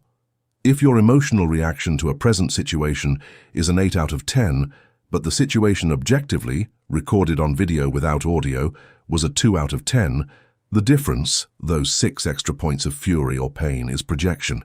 Those 6 points do not belong to the present. They belong to your unresolved past. They belong to your father, your mother, or your own childhood repression. Laboratory practical example. You are in a work meeting and someone interrupts you while you speak. Realistic reaction. Healthy. It bothers you a bit. You notice the lack of manners. You say calmly, "Excuse me, let me finish the sentence." You continue with your presentation. Upon leaving the meeting, you have forgotten it. Projective reaction. Shadow. You feel a flare of hot fury in your chest. Your heart races. You think, "They always do this to me. No one respects me. This guy thinks he's superior to me. He wants to humiliate me." You fall silent with poisonous resentment or explode screaming. You spend the afternoon ruminating on revenge. What happened in the second case? The interruption was the trigger, but you put the dynamite there 20 years ago. You are projecting your own sense of insignificance. Shadow. I am not important. I don't deserve to be heard. Or your own desire to dominate the conversation that you don't allow yourself to express because you want to seem good. The outside world acts only as a trigger. When you blame the trigger for the explosion, you condemn yourself to being an eternal victim. Metaphysics tells you, heal your inner self and your outer self will change. Science tells you, recognize your projection bias, withdraw the emotional charge from the external object, process the repressed emotion in the amygdala, and you will regain executive control of your prefrontal cortex. It's the same thing. But explained this way, you no longer have an excuse not to do it. V. The practice. Shadow work for cynics. Shadow work is very trendy on TikTok, but Jung designed it as a brutal tool of self-knowledge, not as an aesthetic trend. It is not pretty. It is not love and light. It is going down into the sewers of your own mind and embracing the rats. If you have the courage to do it, and very few do, here are 3 exercises to clean your mirror and stop seeing monsters where there are only people. Exercise 1, the hate list, the rearview mirror. This exercise requires radical honesty. If it doesn't hurt, you're not doing it right. Think of 3 people you really dislike, people you detest. Write next to each name the 3 exact adjectives that describe why you hate them. Example, Marta. She is fake, manipulative, and needy for attention. Now take those adjectives and apply them to yourself using the 3-2-1 translation. Level 1, I'm like this. In what areas of my life am I fake, manipulative, or do I need attention, even if I disguise it as something else? Perhaps you are manipulative by using silence or guilt instead of words. Perhaps you are needy with your partner, even if you are cold to the rest. Level 2, I want to be like this. Do I secretly envy their ability to be fake, adapt socially, to manipulate, get what they want, or to ask for attention without shame? We often hate the freedom of others to break the rules that we rigidly obey. Level 3, I was like this. Does it remind me of an old version of myself that I have tried to kill and forget? When you find the match, you will feel a physical click in your stomach, a mixture of hot shame and cold relief. In that exact moment, the external person will stop bothering you so much. You have deactivated them. They are no longer your enemy, they are your mirror. You have taken away their power to hurt you. Exercise 2, the you diet. During the next 48 hours, you're going to become a watchman of your language. Pay attention to every time you use the word you to criticize, judge, or accuse, whether talking to someone or arguing mentally in the shower. You never listen to me. You are messy. You don't respect me. Immediately do the pronominal inversion. Change the you for I and the me for myself. I never listen to myself. Do you ignore yourself? Do you ignore your intuition? Do you ignore your bodily needs? I am messy. Is your mind orderly? Are your emotions a mess? I don't respect myself. Where are you allowing things you shouldn't? Where are you breaking your own promises? It is painful. It is annoying. It is humiliating for the ego. But it is the fastest truth you will ever find. Almost all accusations are, at their core, autobiographical. You are narrating your own lack. Exercise 3. Reclaiming the golden shadow, the alchemy of envy. Envy is the most useful feeling in the world if you take away the malice. Envy is a GPS. It indicates with laser precision exactly what you want and believe you cannot have.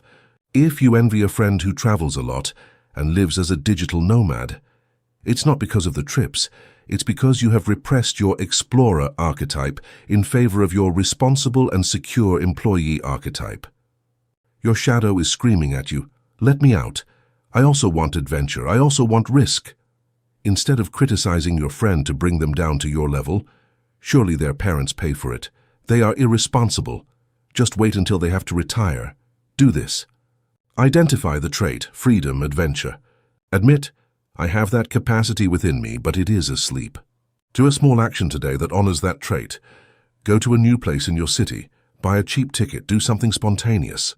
By integrating the trait into your life, the envy disappears instantly and becomes inspiration.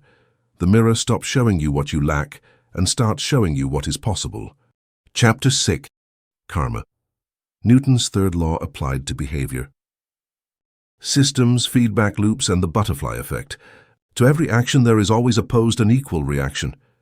Isaac Newton, Principia Mathematica 1687. If you sow the wind, you reap the whirlwind. Popular proverb. Atmospheric physics applied to human stupidity. Let's talk about karma. If you are a rational skeptic, the word karma evokes images of hippies burning incense, or passive people accepting injustice by saying they will pay for it in the next life, or internet memes where a thief hits his head with a brick that bounced back, instant karma. For the modern Western mind, karma is a kind of system of cosmic rewards and punishments, a spiritual version of Santa Claus's naughty and nice list. We believe that if we give a coin to a beggar, the universe owes us a lottery ticket. We think if someone cuts us off on the highway, they deserve a flat tire. But the skeptic looks around and sees the flaw in the matrix. There are horrible, corrupt, and cruel people who live on yachts, drink champagne, and die peacefully in their silk beds at 90 years old. And there are kind, generous, and noble people who die of cancer at 30, broke, and alone. Ergo, karma does not exist. It is a fairy tale to comfort us against the brutal randomness of existence, right? False. The error is not in the concept, it is in the interpretation.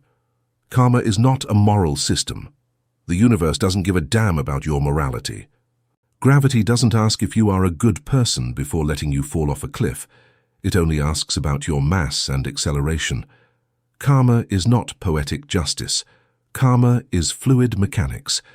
In Sanskrit, the word karma literally means action. It does not mean fate, result, or revenge, and it means action. The law of karma is simply the law of consequence. It is Newton's third law applied to sociology and psychology. If you hit a wall with your fist, action. The wall hits you back with the same force, reaction.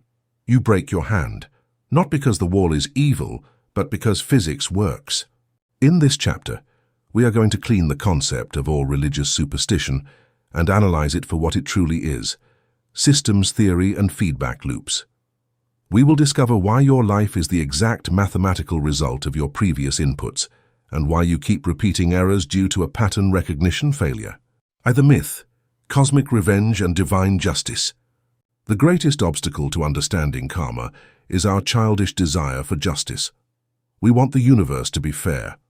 We want the bad guys to pay.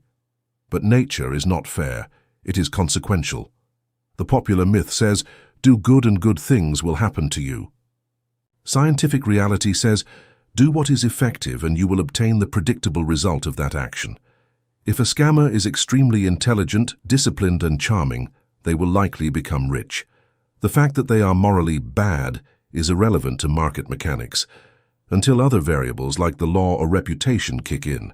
When you wait for karma to punish your ex for leaving you, you are practicing magical thinking. You are externalizing your desire for revenge to an imaginary entity. And worst of all, while you wait for the universe to act, you remain passive. You stay in a victim mentality. Real karma does not wait. Real karma is accumulating right now in your arteries, in your bank account, and in your neural networks. 2. The data, dynamic systems, and the butterfly effect. To truly understand karma, we have to leave theology and enter chaos theory. Edward Lorenz discovered that in complex dynamic systems, like the weather or your life, small variations in initial conditions can produce huge variations in long-term results. It is the butterfly effect.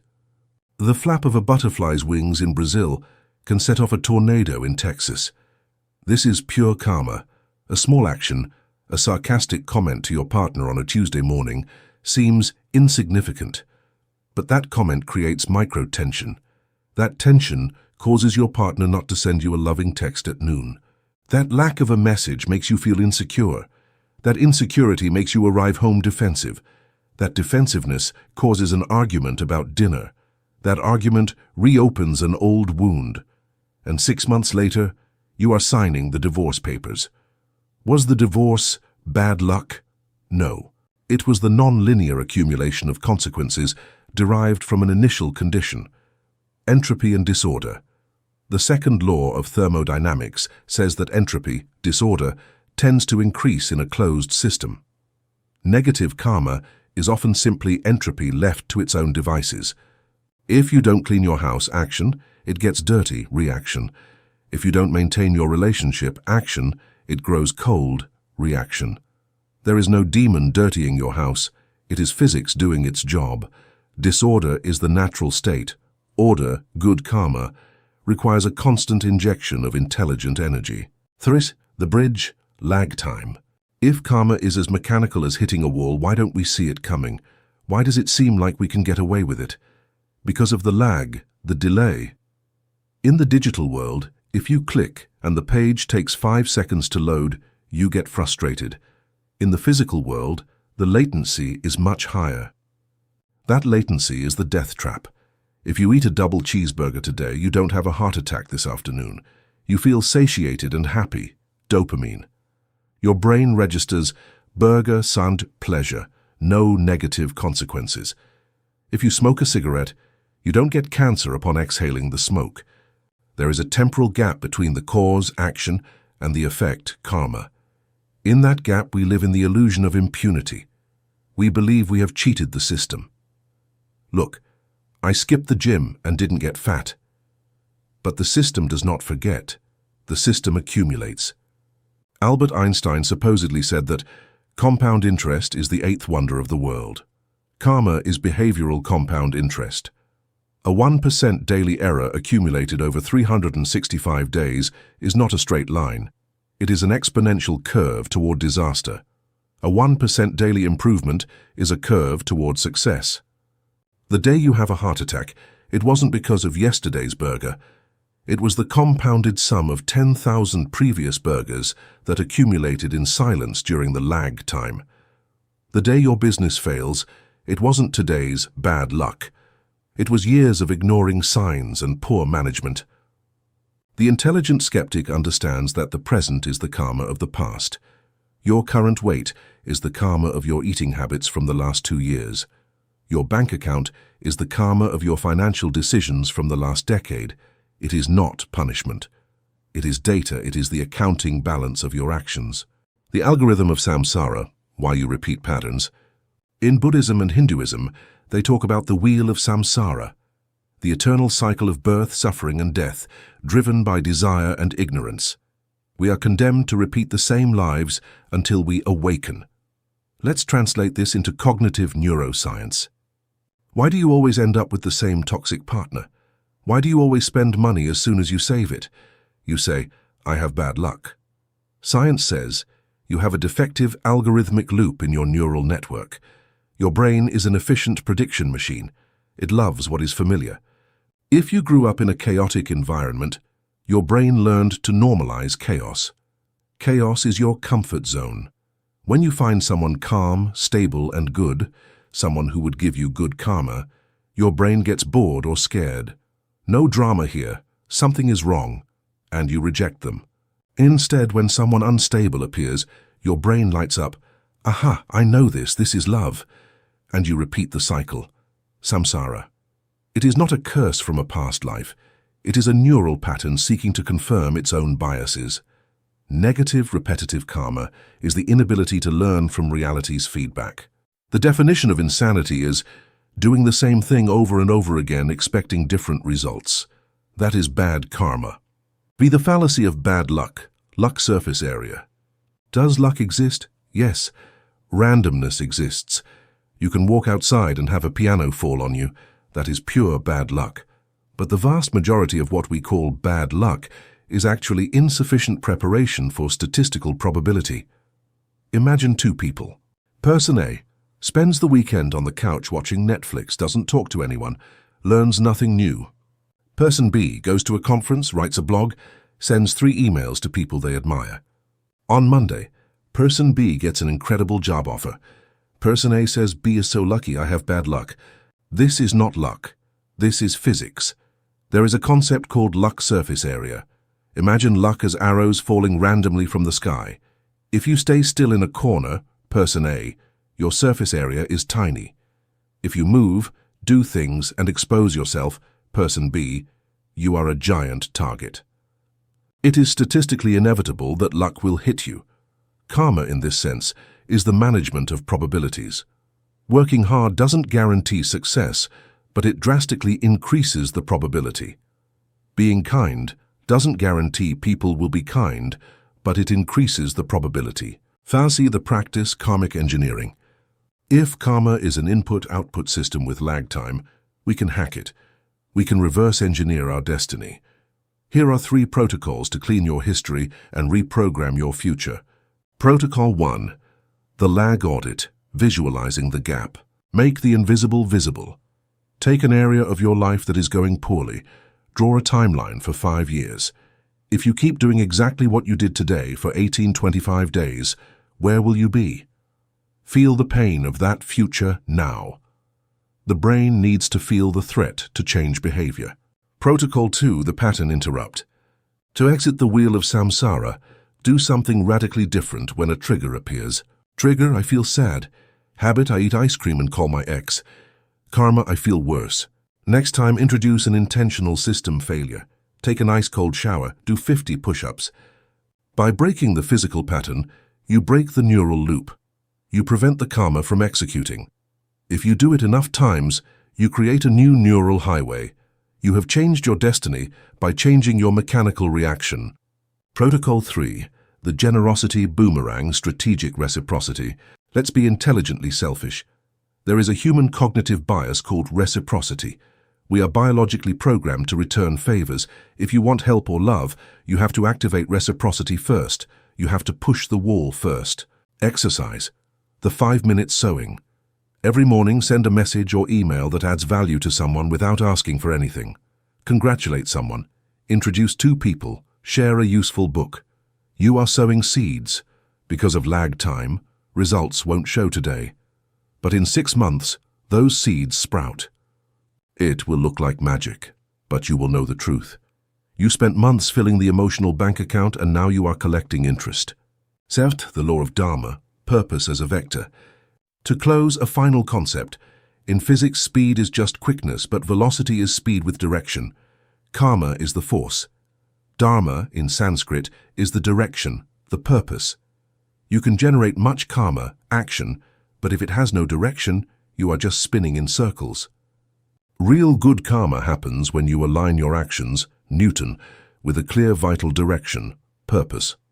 When your actions are coherent with your values, there is no friction.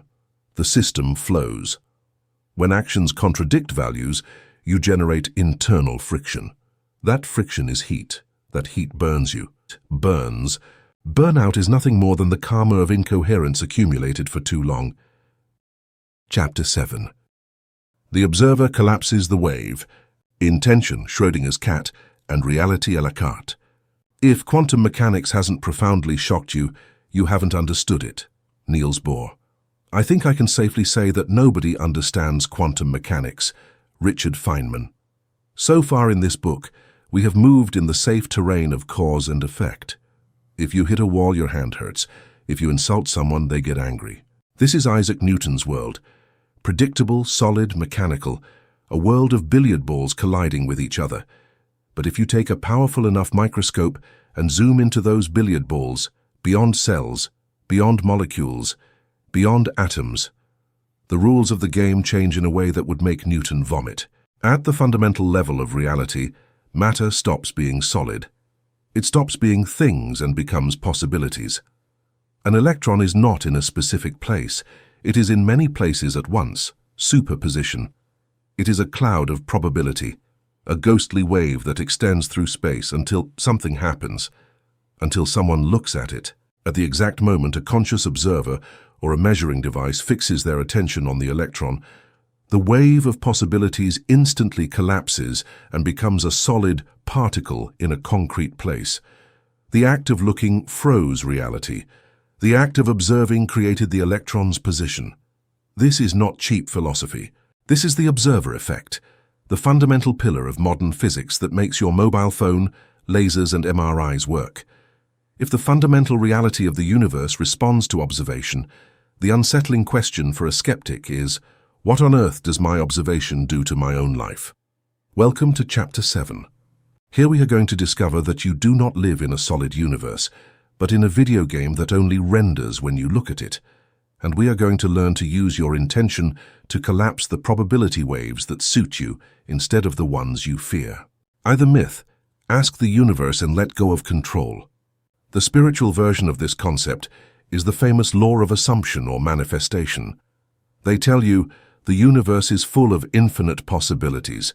If you assume you already have what you desire, the universe will reorganize itself to give it to you.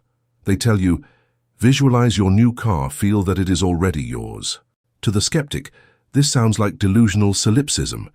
It sounds like believing that the world revolves around you and that your mind is God. The skeptic says, reality is objective. The car is either at the dealership or it isn't. My mind does not teleport matter. And they are right, your mind does not teleport cars that we know of. But the skeptic commits a fatal error. They assume that reality is static and that they are a mere passive spectator in a theater. They assume the movie is already filmed and they are just sitting eating popcorn. Quantum physics suggests you are not the spectator. You are the projectionist, or better yet, you are the player. The map of the game does not exist out there all the time. The map is drawn as you walk toward it. If you don't walk toward the forest does not load into the computer's memory. It only exists as code, wave. Upon walking, intention, it becomes trees, particle. 2. The data. The double-slit experiment. The mother of all weirdness. To understand this, we have to review the most famous and disconcerting experiment in the history of science, the double slit. Imagine you have a wall with two vertical slots, slits. Behind it, there is a detector screen. You fire marbles, matter, toward the slits. Some pass through the left, others through the right. On the back screen, you see two vertical bands of impacts. Logical. Now you reduce the size and fire electrons, subatomic particles. You expect to see two bands, but what you see on the screen is an interference pattern. Many vertical bands, as if you had thrown stones into a pond and the water waves had collided with each other. This means that the electron did not behave like a marble, particle, but like a water wave. It passed through the left slit and the right one at the same time, collided with itself, and created the pattern. Conclusion 1. Matter is a wave of possibilities. But here comes the terrifying part. The scientists decided to put a sensor, a camera, right next to the slits to spy on which of the two the electron actually passed through. They wanted to catch it in the act. They turned on the sensor. They fired the electrons. And what happened? The interference pattern disappeared. On the screen, only two vertical bands appeared. The electron, upon feeling observed, stopped acting like a ghost wave and started acting like a solid particle. It passed only through one slit. The act of measuring, observing, changed the behavior of reality. Nature seems to know when we are looking, and when we look, it stops playing dice and chooses a defined state. What does this mean for you? It means that reality is not decided until you interact with it. Before you walk into a work meeting, that meeting exists in quantum superposition. It is a total success and an absolute failure, and a boring event, all at once. It is a cloud of probabilities. Your internal state, your expectations and your focus of attention, your observation, are the sensor that will collapse that cloud into one of the possible results. 3. The bridge. You are Schrödinger's cat. Erwin Schrödinger proposed a mental experiment to illustrate the absurdity of this. Put a cat in a steel box with a poisonous mechanism that has a 50% probability of activating. Close the box.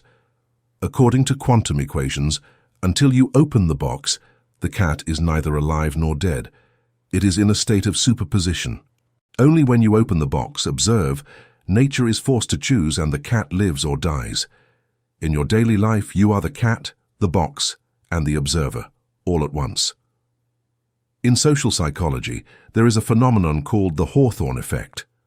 In a factory in the 1920s, researchers wanted to see if light increased productivity. They raised the lights. Productivity went up. They lowered the lights. Productivity went up again. Whatever they did, the workers worked more. Conclusion: it wasn't the light. It was the fact of knowing they were being observed. The attention of the researchers altered the behavior of the workers. When you put your intention, your observer focus, on an aspect of your life, your health, your finances, that aspect inevitably changes. Not by magic, but because observation introduces energy into the system. If you start observing your expenses change. The mere act of measuring alters the result. The difference between a 60-watt bulb and a 60-watt laser is coherence. The bulb emits photons in all directions, disorganized, incoherent light. The laser emits the same photons, but aligned in perfect military step, coherent light. A 60-watt laser can cut steel. Most people have an incoherent intention. Their conscious mind says, I want money, wave A. Their subconscious says, money is hard, wave B. Their emotions say, I am afraid of being poor, wave C. These waves collide and cancel each other out. The net result is zero.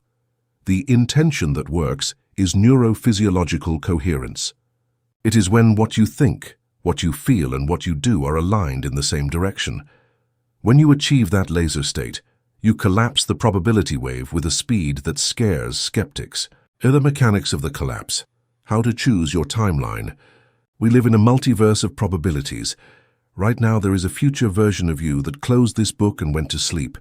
There is another that read it and changed their life. There is another that threw it away. All those timelines float in front of you like ghosts. Your job is to solidify the one you want. How is it done? With focused intention. Intention is not wishing. Wishing is passive, it implies lack. Intention is active. It is cold determination. It is the difference between I would like to go to Paris and I am going to Paris, I have the ticket. When you have intention, your brain stops processing other options. The wave collapse occurs in 3 phases. Selection, attention. You choose a specific result. Alignment, emotion. You generate the emotion of the result before the result. Action, movement. You take a physical step. Action is what opens the box. Without action, everything remains a mental dream. There is a fascinating paradox called the quantum Zeno effect. It says that if you observe an unstable system continuously, without blinking, you prevent it from evolving. You freeze it in its current state. The watched pot never boils. This explains why obsession kills manifestation. If you plant a seed and dig it up every hour to see if it has grown, you kill it.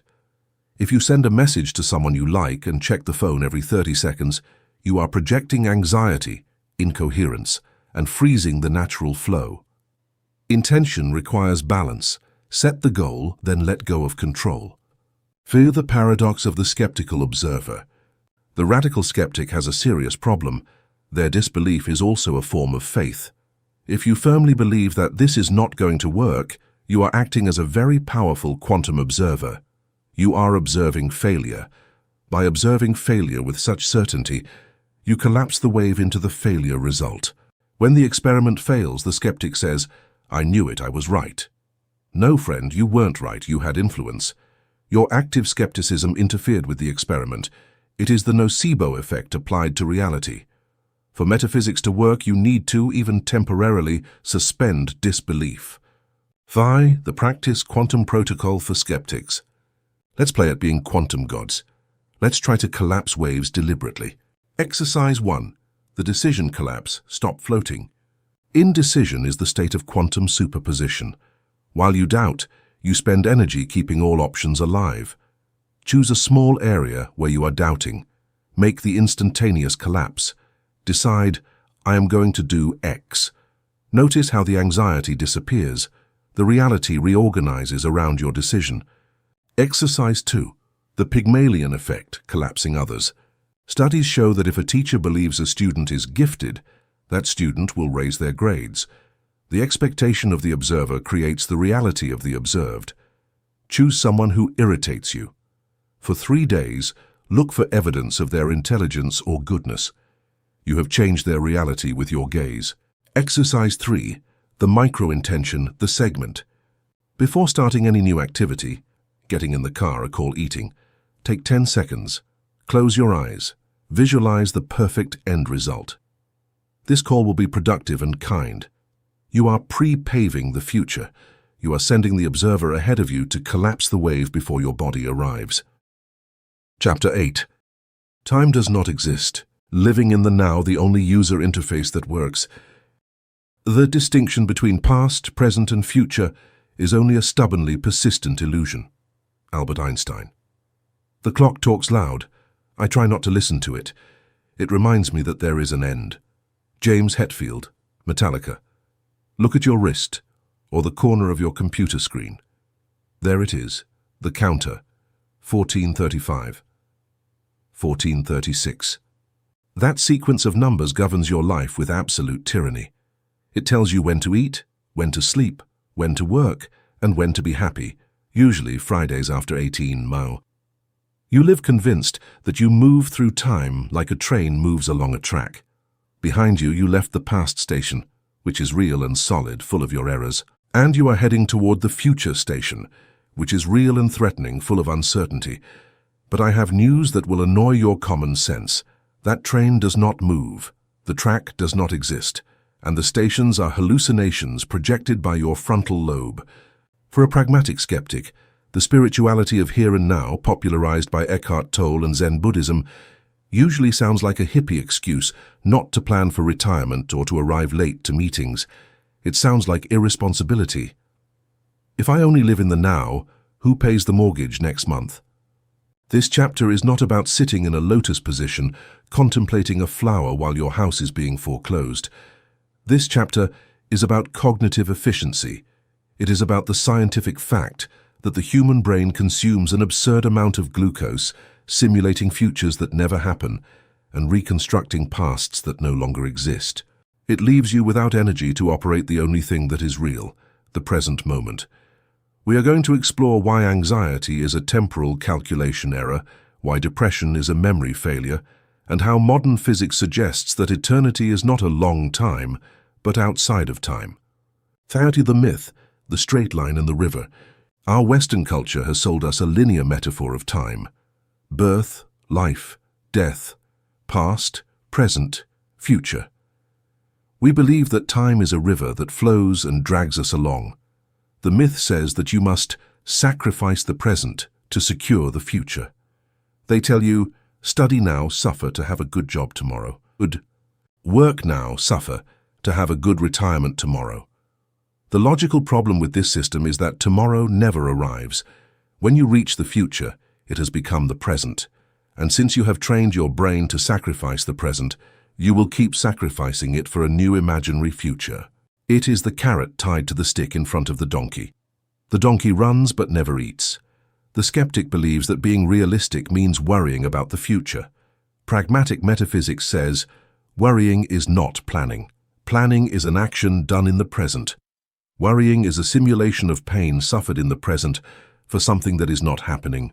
The myth is that time is a resource that gets spent. The reality is that time is a mental construction. The only thing that gets spent is your attention. 2. The data, the block universe and neural delay. To convince your logical brain that time is an illusion, we need heavy artillery, relativistic physics and neuroscience. The block universe, physics. Since Einstein, physics does not see time as something separate from space. We speak of space-time, a four-dimensional fabric. The block universe theory suggests that past, present, and future exist simultaneously, like a solid block of ice or a loaf of bread. Imagine a movie on a DVD. The whole movie, beginning, middle, and end, is on the disc at once. The fact that you watch it scene by scene does not mean the end does not already exist. For a photon of light, time does not pass. The instant of its birth in a star and the instant of its impact on your retina are the same moment. If physics is right, your sense of temporal flow is just a trick of your consciousness moving through the block, like a flashlight illuminating a dark room step by step. But the whole room is already there. The specious present, neuroscience. Let's get down to biology. Do you really live in the now? No. Your nervous system takes time to process signals. Light takes time to reach the retina. The electrical signal takes time to travel to the visual cortex. The brain takes time to assemble image, sound, and touch into a coherent experience. It is estimated that you live with a delay of about 80 to 500 milliseconds relative to physical reality. When you think you snap your fingers now, your brain already took the decision half a second before Libet's readiness potential, and you are perceiving the action with a delay. You literally live in the past. You have never touched the real present. Your consciousness is a delayed broadcast of what your body already did. So, what is the now for a human? William James called it the specious present. It is a window of time of about 2 to 3 seconds. It is the time your working memory can hold a melody so you recognize a song. If the now lasted 0 seconds, we could not perceive movement or music. Your brain creates an illusion of continuity by sewing micro-moments together, just as cinema creates movement by sewing 24 static photos per second. There's the bridge, the time traveler's sickness. If time is a brain construction, then most modern mental illnesses are temporal dysfunctions. Anxiety, excess of future. Anxiety does not exist in the immediate present, unless a lion is eating you this very instant. Anxiety is a simulation. Your frontal lobe, which is a prediction machine, begins to generate catastrophic scenarios. What if I get fired? What if I get sick? Your body, limbic brain, does not know it is a simulation. It reacts by releasing cortisol and adrenaline as if it were happening. You are paying interest on a debt you haven't even contracted. You are suffering an event that does not exist. That is extreme biological inefficiency. Depression, resentment. Excess of past. Resentment and guilt are attempts to live in a memory. You repeat to yourself over and over what they did to you or where you failed. Each time you access that memory, you reconstruct and reinforce it. You re-traumatize yourself every morning. The past, neurologically speaking, is only a trace of weak synaptic connections. It has no physical reality. It only comes to life when you inject it with your present attention. Living in the now is not mysticism. It is mental hygiene. It is the pragmatic decision to withdraw your attention from simulations. It is about pouring 100% of your cognitive resources into immediate execution. Imagine a computer with 100 tabs open in the browser, your worries. The computer goes slow, gets hot, crashes. Living in the now is closing 99 tabs and leaving only one, the task in front of you. Suddenly the computer flies. Thaivita the flow state technical eternity. Have you ever been so immersed in something, playing a video game, painting, skiing, having sex, programming code, that you forgot yourself? You looked at the clock and 3 hours had passed, but to you it was 5 minutes.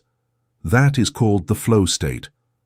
Mihaly Csikszentmihalyi, the psychologist who coined the term, discovered that in this state something fascinating happens in the brain: transient hypofrontality.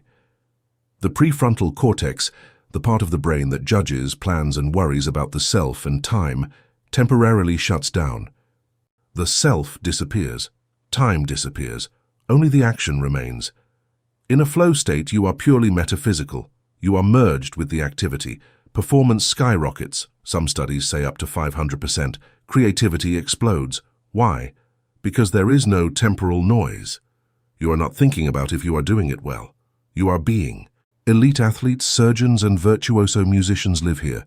not because they are spiritual, but because if they get distracted by time, they fail. If a tennis player thinks about the point he lost a minute ago, he loses the current point. If a climber thinks about the fall, he falls. The now is the only place where high performance exists. The skeptic seeks productivity. Well, maximum productivity is the absence of psychological time. The planning paradox. Here the skeptic raises their hand. Very nice, but if I don't think about the future, I don't plan, I don't save, and my life goes to hell. Correct. Here is the vital distinction. There are two types of time, clock time and psychological time. Clock time. It is a practical tool. It serves to schedule an appointment, see you Tuesday at 4, to design a bridge, or to sow in spring and reap in autumn. Use it. It is functional. Psychological time.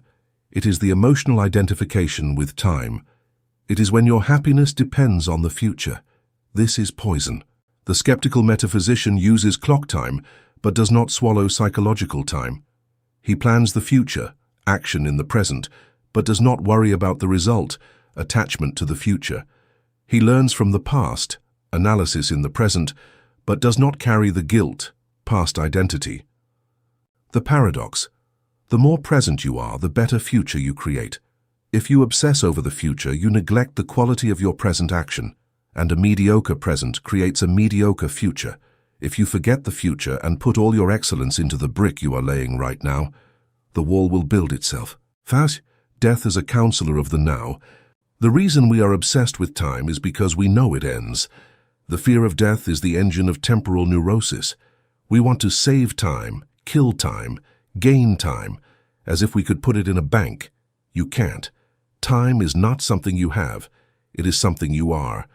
The Stoics practiced memento mori. Remember that you will die. Not to get depressed, but to wake up. If you knew you were going to die in 10 minutes, would you worry about your boss's opinion? Would you care about that stain on your shirt? Would you be angry about traffic? No. Suddenly, the now would become incredibly sharp, valuable, and sweet. You would look at the sunlight as if it were a miracle. You would listen to your child's voice with total attention. The skeptic lives as if they were immortal, postponing life for a later that is guaranteed. The pragmatic mystic lives with death on their shoulder, knowing this moment could be the last. And that makes this moment sacred. Not sacred in a religious sense, sacred in the sense of scarcity. 7. The practice, how to stop the clock. You don't need to go to a monastery. You can practice the dissolution of time while waiting for the bus or washing dishes. Exercise 1. Sensory anchoring. Get out of your head into your body. Thought always occurs in time. Sensation always occurs in the now. You cannot feel a toothache tomorrow. To stop psychological time, flood your senses. The 5-4-3-2-1. Technique. When you feel anxiety, look at 5 things, touch 4 things, hear 3 sounds, smell 2 things, and taste 1 thing. By forcing your brain to process raw sensory data, you cut the energy of the default mode network, the one that ruminates on problems. The clock stops. You are here. Exercise 2. The just this label. Suffering comes from adding narrative to the fact. Fact. You are washing dishes. Narrative. I hate washing. I should be rich. I'm wasting my time. Practice. When doing a boring task, repeat mentally, just this. Just hot water on hands. Just the sound of the scrub, just breathing. Cut the story. Stay with the physical data. Surprisingly, washing dishes can become a pleasant sensory experience if you remove the mental resistance of wanting to be somewhere else. Exercise 3. The Pomodoro of Death, Total Immersion. Use a timer, 25 minutes. During those 25 minutes, the outside world does not exist. Your phone does not exist. The future does not exist. Your only mission in the universe is to write that report, read that book, play with your child. It is a contract of exclusivity with the present. When the alarm sounds, you can go back to worrying. But in those 25 minutes, you are free. You will see that you do more in 25 minutes of total presence than in 4 hours of anxious multitasking. Fate vertical time, the hidden dimension. To finish, an idea to break your head in a good way. We are used to horizontal time, the x-axis of the graph. Past, present, future. It is the surface of life. But there is vertical time, the y-axis. It is the depth of the moment. You can live a minute superficially, depth 0. Or you can live a minute deeply, looking into the eyes of someone you love, feeling intense pain or having an orgasm. That minute, chronologically, lasts 60 seconds just the same. But experientially, it lasts an eternity. You have had moments like that. Car accidents where time slows down, first kisses. In those moments you entered vertical time. You left the stream and dove into the well. The proposal of this chapter is, stop trying to lengthen your life, horizontal axis, and start widening it, vertical axis. It doesn't matter how many years you live if you spend them asleep at the wheel. A 90-year life full of anxiety is a short life. A 40-year life lived with full attention and radical presence is a long life. The skeptic looks for future guarantees. The wise person knows the only guarantee is this breath, this heartbeat. And if you look at it right, it is enough. Chapter 9. Entanglement and Synchronicity. The invisible network and why coincidences do not exist. Synchronicity is an ever-present reality for those who have eyes to see it. Carl Gustav Jung. Spooky action at a distance makes me nervous. Albert Einstein. You are thinking of an old school friend. You haven't seen him in years. There is no logical reason for his image to cross your mind on a Tuesday at 11 in the morning. Suddenly your phone vibrates. It's a WhatsApp message, it's him. Or you run into him at the supermarket that same afternoon. Your rational brain has a boring, ready-made explanation. Chance. You tell yourself, it's pure statistics. I think of many people throughout the day. Most don't call. I only remember this time because it coincided. It's confirmation bias. It's hazard. It's noise. And you are probably right 90% of the time. But then there is that other 10%. Those coincidences that are so precise, so timely, and so mathematically improbable that they send a shiver down your spine. Like finding the exact book you needed lying on a park bench. Like dreaming of an accident and finding out the next day that it happened. Like humming an obscure 80s song and having it play on the radio when you turn on the car. Carl Jung called this synchronicity. A meaningful coincidence that cannot be explained by linear causality.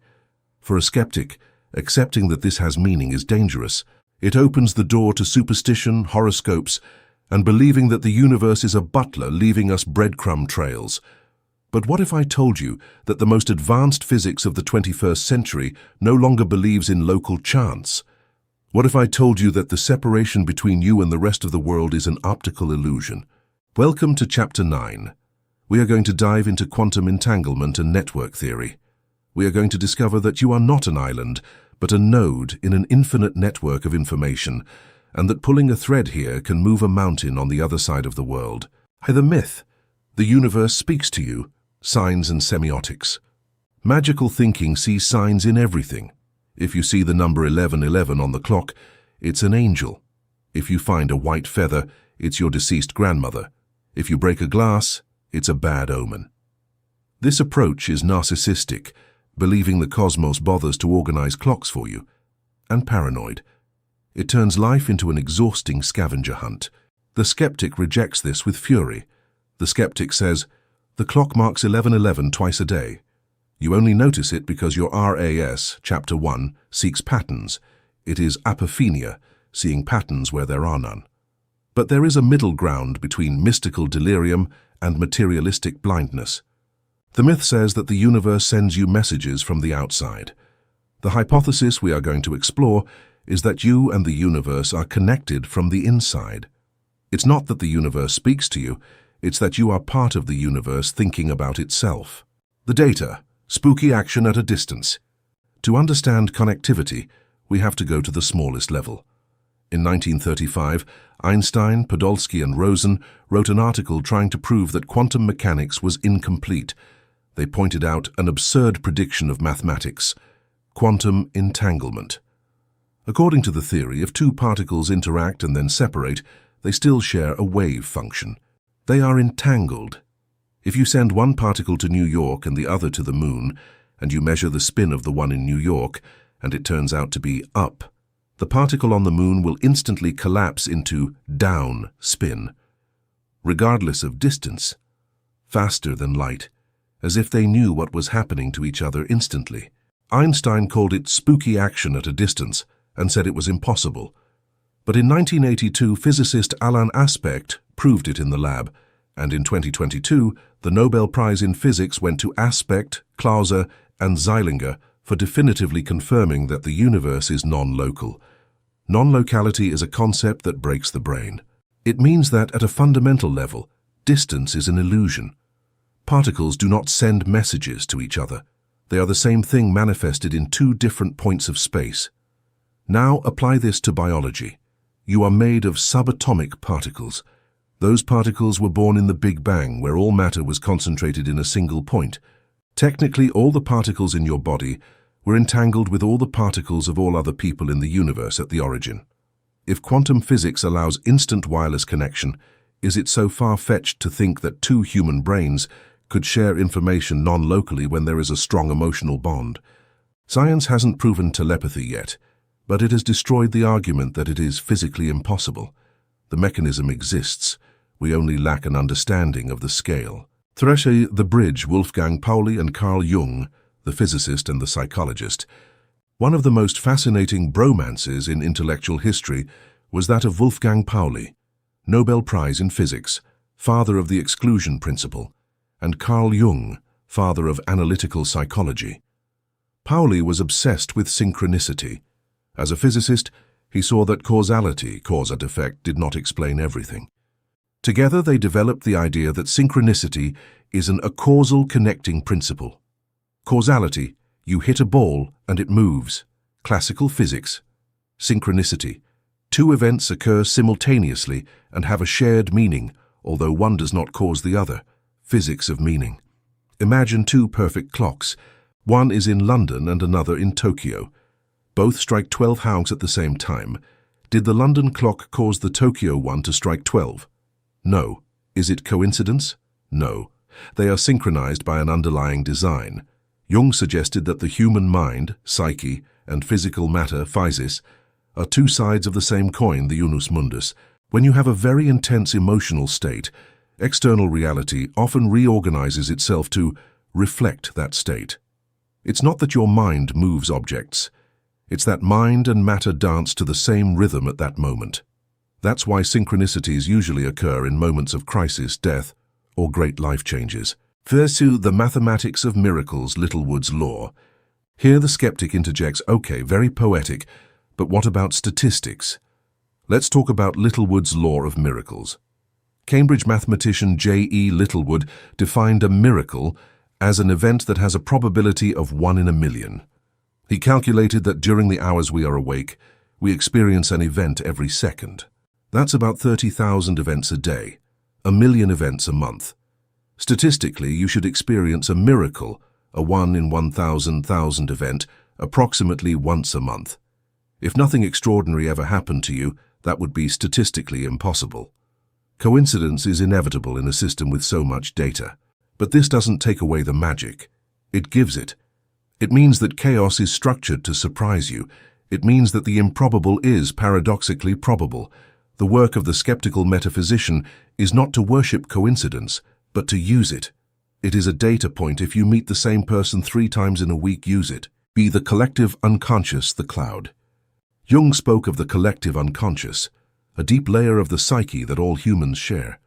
It contains archetypes and ancestral wisdom. Today we can translate it into technological terms. The cloud. Your private thoughts are your local files on the hard drive, but there is an immense amount of information on the network. Sometimes you have a great idea and discover that 3 other people in the world thought of the same thing that same week. It happened with calculus, invented by Newton and Leibniz simultaneously, or with natural selection, Darwin and Wallace. Telepathy? Not necessarily. We are all connected to the same cultural Wi-Fi. When you tune in to an idea, you are often accessing a shared information field. Rupert Sheldrake calls this morphic fields. He suggests there is a memory in nature. If rats in London learn a new trick, rats in New York find it easier to learn the next day. The info is uploaded to the species field. For the skeptic, think of this as advanced memetics. Ideas are viruses. They spread through the invisible air of culture. If you are tuned in, your brain catches the idea virus before others. For the invisible social network, 6 degrees of separation. Connectivity is not just quantum or psychic, it is sociological. The theory of 6 degrees of separation says that you are connected to anyone on the planet by a maximum of 6 links.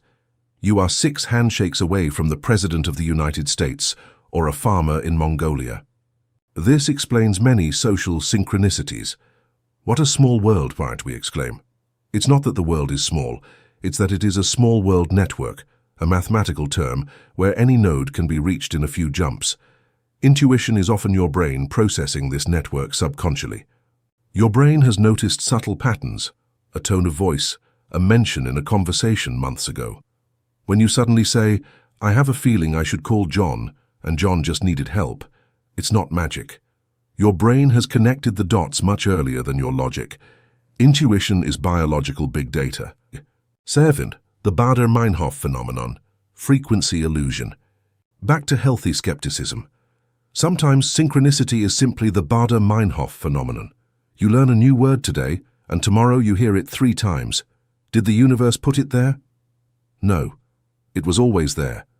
But now your novelty tag is activated. This reinforces what we saw in Chapter 1, Reyes. However, the pragmatic metaphysician does not discard this. He takes advantage of it. If your brain is highlighting a word or a topic, it means it is relevant to your current moment. Use it as a compass. If you suddenly see Japan everywhere, it is an internal signal that your curiosity is pointing there. Explore it. Fahid, the practice, how to surf synchronicity. Can we provoke luck? Yes, by increasing your synchronicity surface area. Exercise 1. The situationist drift, getting lost on purpose. The French situationists practiced the dérive. They walked through the city aimlessly. Do it once a week. Go out without a destination. At each intersection, ask your body, left or right. Enter the bookstore that catches your eye. You are breaking the linear causality of your routine. Exercise 2. The bibliomantic oracle, literary Rorschach. This sounds mystical, but it's pure projective psychology. When you have a dilemma, take a random book from your shelf, formulate your question, open it to a random page, and read the first sentence you see. Your brain will force a connection between your problem and the sentence. That is the answer. Exercise 3. Following the breadcrumbs, the mild yes rule. For 48 hours, obey mild and irrational impulses, as long as they are safe. If you feel like calling someone, call. If you feel like going down a different street, go. These impulses are usually how your intuition guides you. Often, you'll discover that different streets saved you from a traffic jam. 9. The hedgehog's paradox, connected but alone. Schopenhauer spoke of hedgehogs that huddle together for warmth, but prick each other if they get too close. We live in the era of digital hyperconnection and spiritual disconnection. We have the internet, the visible network, but have forgotten synchronicity, the invisible network. Understanding entanglement has a healing side effect. It dissolves existential loneliness. The materialist skeptic feels alone in a cold and dead universe. The pragmatic metaphysician knows that, physically, they are never alone. Every atom in your body is dancing with the environment. Every thought of yours is a wave in a shared ocean. Your actions echo in places you will never visit. You are not a drop in the ocean. You are, as Rumi said, the entire ocean in a drop. Chapter 10. Visualization for Cynics. Motor training, mirror neurons, and the flight simulator. The body cannot distinguish between a real experience and one that has been vividly imagined. Dr. Álvaro Pascual León, professor of neurology at Harvard Medical School. I have seen this race in my head 1,000 times. Today was just repetition number 1001, but with real legs. Anonymous Olympic athlete. If you walk into the room of a teenager obsessed with the law of attraction, you will probably see a corkboard on the wall full of magazine clippings, a red Ferrari, a mansion in Malibu, a check for $1 million, and a photo of a supermodel. They call it a vision board. The idea is that if you look at those photos every day and feel that they are already yours. The universe, which apparently works like a cosmic Amazon Prime delivery driver, will leave them at your doorstep. For a rational skeptic, this is not only ridiculous, it is offensive. It is the glorification of laziness. It is believing that pasting photos is equivalent to working. And you are right. Most people use visualization as a recreational drug, a way to get a cheap dopamine hit by fantasizing about a life they don't have the courage to build. But, and in this book there is always a but, if you go to the US Olympic Training Center, if you go to the training base of the Blue Angels pilots, or the locker room before a Champions League final, you will see something very similar. You will see men and women with their eyes closed in silence, slightly moving their hands or feet, visualizing the race, the flight, or the match. Are they making wishes to the universe? No. They are doing mental rehearsal. They are running a high-fidelity simulation in their motor cortex so that when the real moment arrives, their brain does not have to improvise. For their nervous system, the race has already occurred. The difference is the difference between fantasy, escape, and simulation, preparation. Welcome to Chapter 10. We are going to learn how to use your brain as the most advanced flight simulator in the world. We are going to stop dreaming, and we are going to start training without moving a muscle. The myth, the pornography of success. The problem with the secret-style visualization is that it focuses exclusively on the final result. They tell you, visualize yourself crossing the finish line, feel the gold on your neck, hear the applause. And it turns out that science has proven this is counterproductive. Psychologist Gabriele Oettingen of New York University has spent decades studying positive thinking. Her findings are a bucket of cold water for the gurus. She discovered that people who vividly fantasize about success, getting the job, losing weight, often have worse results than those who do not. Why? Because when you visualize the perfect result, your brain releases dopamine and endorphins as if you had already achieved it. Your blood pressure drops. You relax. Your brain says, "Great, we already have the mammoth. Let's take a nap." The fantasy of success steals the energy necessary to achieve success. It leaves you satisfied on the sofa. It is achievement pornography. You get the pleasure of seeing the action without having to participate in it. The skeptic is right to hate this. It is mental masturbation. But the skeptic is wrong if they discard the tool entirely, because there is another way to visualize, a way that does not relax you but activates you, a way that does not focus on the prize but on the execution, to the data, the silent piano, and the imaginary muscle. To understand the real power of visualization, we need to look at fMRI scans, functional magnetic resonance imaging. Study 1. The Harvard Piano. Dr. Alvaro Pascual Leone conducted a classic experiment. He divided volunteers into two groups who had never played the piano. Group A practiced a sequence of notes with a real physical hand for 2 hours a day for 5 days. Group B sat in front of the piano but did not touch the keys. They only imagined moving their fingers and playing the sequence, visualizing and feeling the movement, for the same amount of time. Result? When scanning their brains, both groups showed the same neuroplastic changes in the motor cortex. The area of the brain that controls the fingers had expanded in both groups almost equally. When they put Group B to play the piano for real at the end of the week, their precision was almost identical to Group A. Their brain did not distinguish between moving the finger and intensely simulating moving the finger. For the brain, vivid imagination is reality. Study 2. The Cleveland Clinic and Phantom Strength. Dr. Guangyue took this to the extreme. He wanted to know if you could gain muscle strength without lifting a weight. Group 1 did real physical exercise, flexing the pinky finger. Group 2 only visualized flexing the pinky with maximum force. Group 3 did nothing. After 12 weeks, Group 1 physical increased strength by 53%. Group 2 visualization increased strength by 35%. Group 3 did not improve at all. Think about it for a second. They increased real physical strength by 35% without moving a single muscle. How? Because strength is also in the electrical signal the brain sends to the muscle. Visualization improved the efficiency of that signal. They strengthened the software and the hardware responded. This is not magic. It is applied neurophysiology. Thus, the bridge from fantasy to process simulation. If the brain learns just as well by doing as by imagining, then you have in your power a brutal accelerated learning tool. But the key is in what you visualize. Studies show that effective visualization is not about the result, the medal, but about the process, the race. Elite athletes do not visualize just the podium. They visualize every step, every breath, every obstacle, and most importantly, how they react to failure. If you have an important job interview, mystical visualization, ineffective. You see yourself signing the contract, smiling with the new office. Result, you relax, you don't prepare, and if they ask a difficult question, you block because it wasn't in your happy movie. Skeptical visualization, effective. You visualize entering the room. You feel the nerves. You visualize yourself responding calmly to difficult questions. You visualize yourself stuttering a bit, but regaining composure and moving forward. Result, your brain has rehearsed resilience. You will have a feeling of déjà vu. Technical visualization is anticipated problem solving.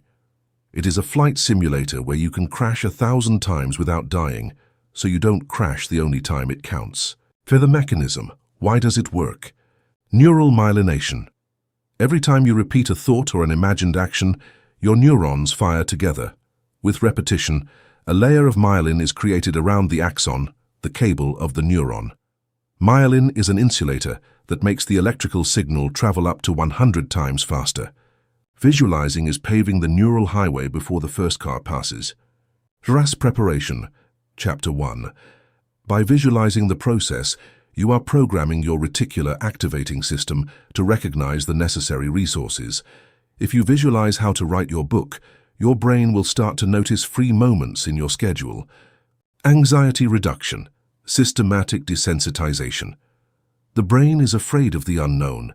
If you have visualized the situation 50 times with full sensory detail, it stops being unknown. It becomes familiar, and the brain does not fear the familiar. Neurologically, you have already been there 5 minutes ago, I feel. The protocol. How to visualize without feeling ridiculous. Forget the candles and whale music. This is tactical training. You need to treat this as if you were an athlete preparing for an Olympic final or a sniper calculating the wind. Step 1. Define the execution script.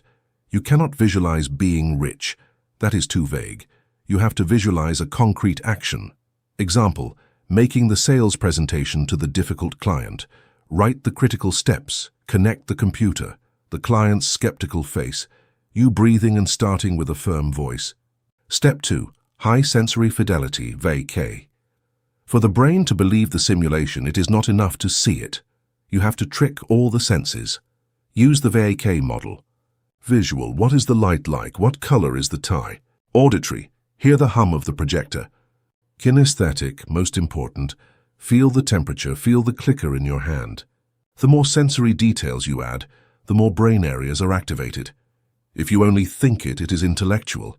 If you feel it, it is experiential. Step 3.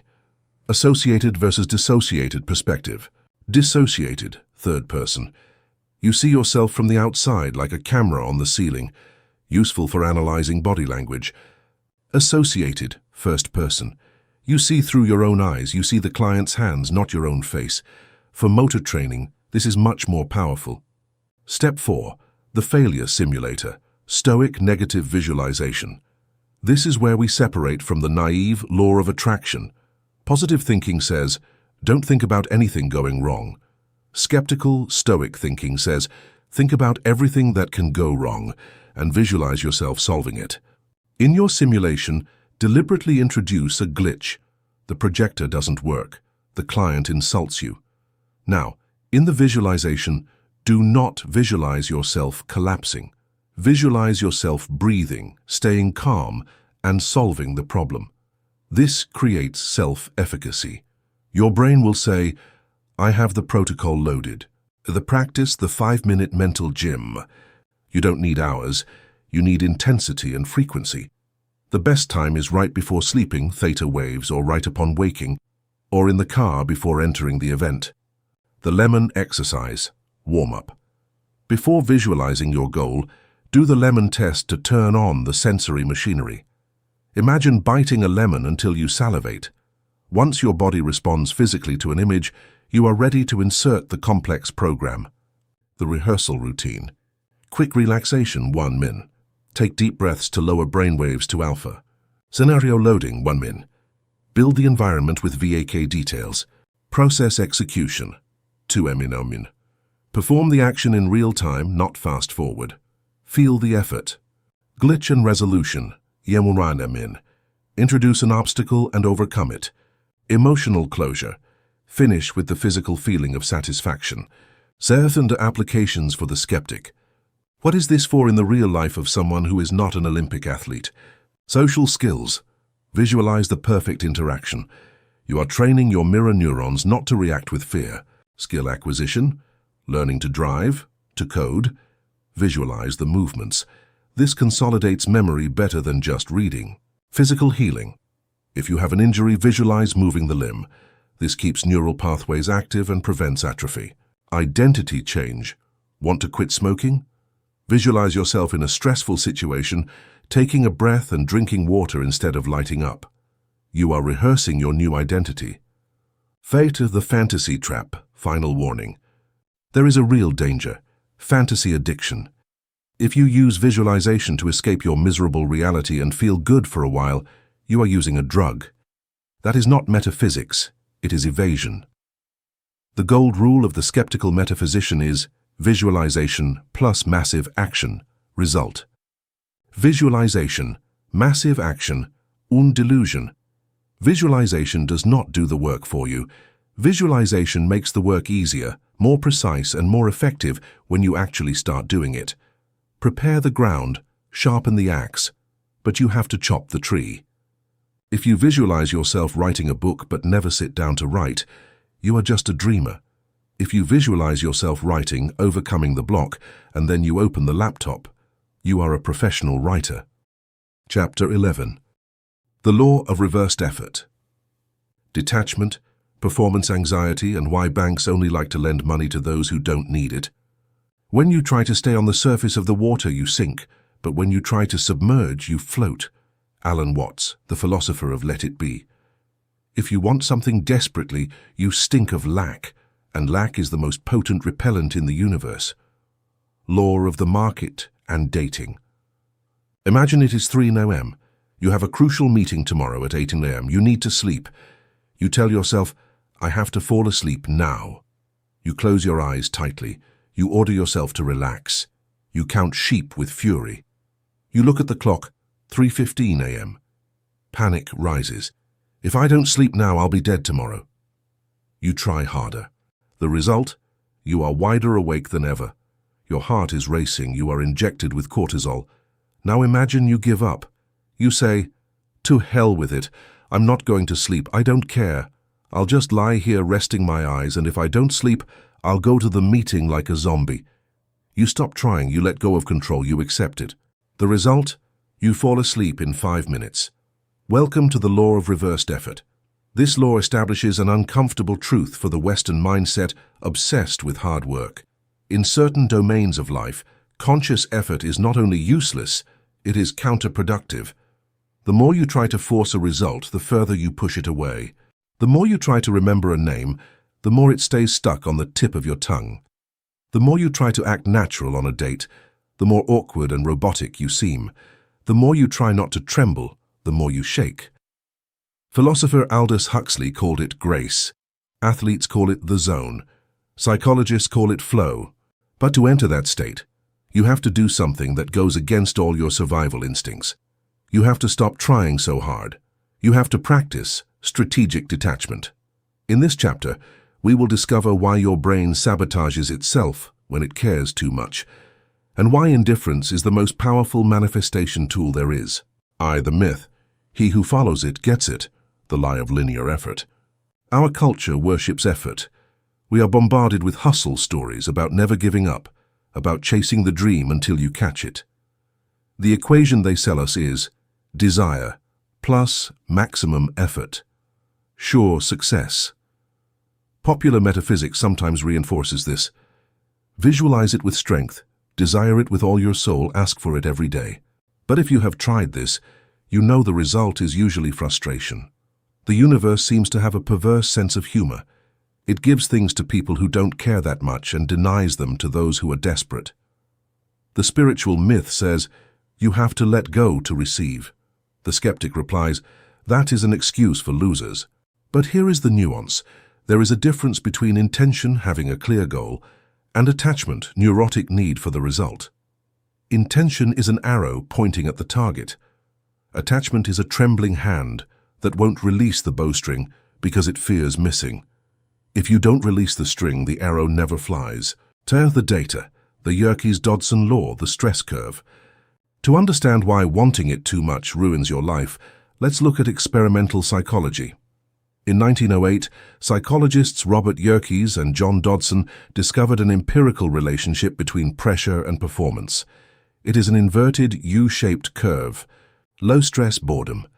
If you don't care at all, your performance is low, you are asleep. Optimal stress, eustress. As you care more, your attention sharpens and performance reaches its peak. This is the sweet spot. Excess stress, anxiety, panic. If you care too much, if you cross the threshold, your performance plunges. Why? Because when the brain perceives the result as life or death, it floods the system with adrenaline.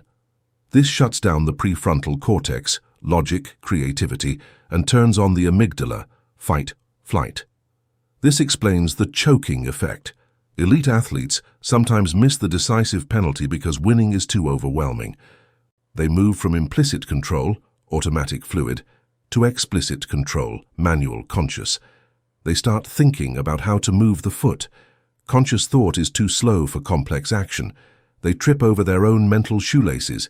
Excessive desire creates noise in the neural signal. You must keep arousal below the breaking point. 3. The bridge. The smell of desperation, social dynamics. If in sports excess effort makes you clumsy, in human relationships and business it makes you repulsive. Human beings have an extremely sensitive unconscious radar to detect neediness. Neediness is an evolutionary signal of low status. In prehistory, desperation meant you had no resources. You were a potential parasite. Our brains are programmed to move away from needy people and toward abundant people. In dating, if you are thinking, I need this to work, you emit a vibration of high pressure. Your gestures are exaggerated. Your eye contact is predatory. The other person feels invaded. Their instinct tells them, run, danger here. Conversely, if you go to the date thinking, I like them, let's see what happens, and if not, I'll go home and watch my favorite show, you emit low pressure. You are relaxed. You are authentic. That is magnetic. That is confidence. The paradox is that you get the person exactly when you don't need them to be okay. In sales, the salesman who needs the commission smells of fear. The client notices and distrusts. The salesman who has a full account and doesn't care if you buy, advise you with honesty. That honesty, the fruit of detachment, generates trust. And trust closes the sale. The world gives you what you resonate, not what you ask for. For the trap of hyperintention, Viktor Frankl. Psychiatrist Viktor Frankl, a Holocaust survivor, developed a clinical concept, paradoxical intention. He observed that patients afraid of sweating in public sweated more the more they tried not to. His cure was counterintuitive. He asked them to try to fail on purpose. He told the patient, try to sweat liters. By trying to force the symptom, the patient stopped fighting against it. Anticipatory anxiety disappeared, and as anxiety vanished, the nervous system relaxed, and they stopped sweating. Hyperintention, wanting something too much, blocks the result. Paradoxical intention, desiring the opposite, releases it. The mechanism, how to let go without giving up. Here is where the skeptic gets confused. Are you telling me to do nothing, to sit on the sofa? No, that is apathy. Metaphysical detachment is a precise internal maneuver that separates action from result. The detachment equation, intention, fixed, plus massive action, plus detached result. I don't care if it happens. How can you want something and not care at the same time? By understanding that your well-being does not depend on the result. I'd prefer the job, but if I don't get it, I'll be fine. I won't die. When you remove the load of emotional survival from the result, you reduce pressure. You drop to the optimal zone of the curve. You become dangerous in a good way. You become light. Imagine an archer. If he draws the bow thinking, "If I miss, they'll kill my family," his hands will shake. He will miss. If he thinks, "I will execute the perfect technique, and the arrow will go where it must," his hands will be steady. He will hit the mark. Thus the principle of muddy water, Wu Wei. In Taoism, there is the concept of Wu Wei, effortless action. Alan Watts explained it with the muddy water metaphor. If you have a pond full of mud and want the water to clear, what do? If you stick your hands in to smooth the water or push mud to the bottom, you only stir it up more. You cloud it with your effort. The only way to clear muddy water is to leave it alone. Wait. Do nothing. The mud will settle by itself through gravity. Sometimes in life you've done all you could. You sent the emails, you had the talk. Now the water is muddy. The result is in the air. Your instinct is to keep stirring, send another text, worry. That is clouding the water. You are interfering with the crystallization of the process. The skeptic calls this strategic patience. The mystic calls it trusting divine timing. It is the same. It is understanding that the system needs latency time to process your input, and your anxiety is just noise interfering with the signal. 7. The practice detachment protocols for control freaks. If you are a type A, controlling and rational person, letting go feels like death. Here are exercises to train the I don't care muscle. Protocol 1. Negative visualization. Premeditatio malorum. Stoics were masters of detachment. If you fear not getting something, that fear sabotages you. Ask yourself, what is the worst that could happen if I don't get this? Run the movie to the end. I'll have no money. I'll move back with parents. Then ask, could I survive that? The answer is almost always yes. The moment you accept the worst-case scenario, you lose the fear. You no longer need success to survive, you only prefer it. That difference frees you. You walk into the interview smiling because you've already accepted defeat and saw it wasn't fatal. You are now invincible. Protocol 2, the so what technique. When you catch yourself obsessed with a result or an opinion, say it out loud. So what? She didn't text back. So what? It means she's busy or not interested.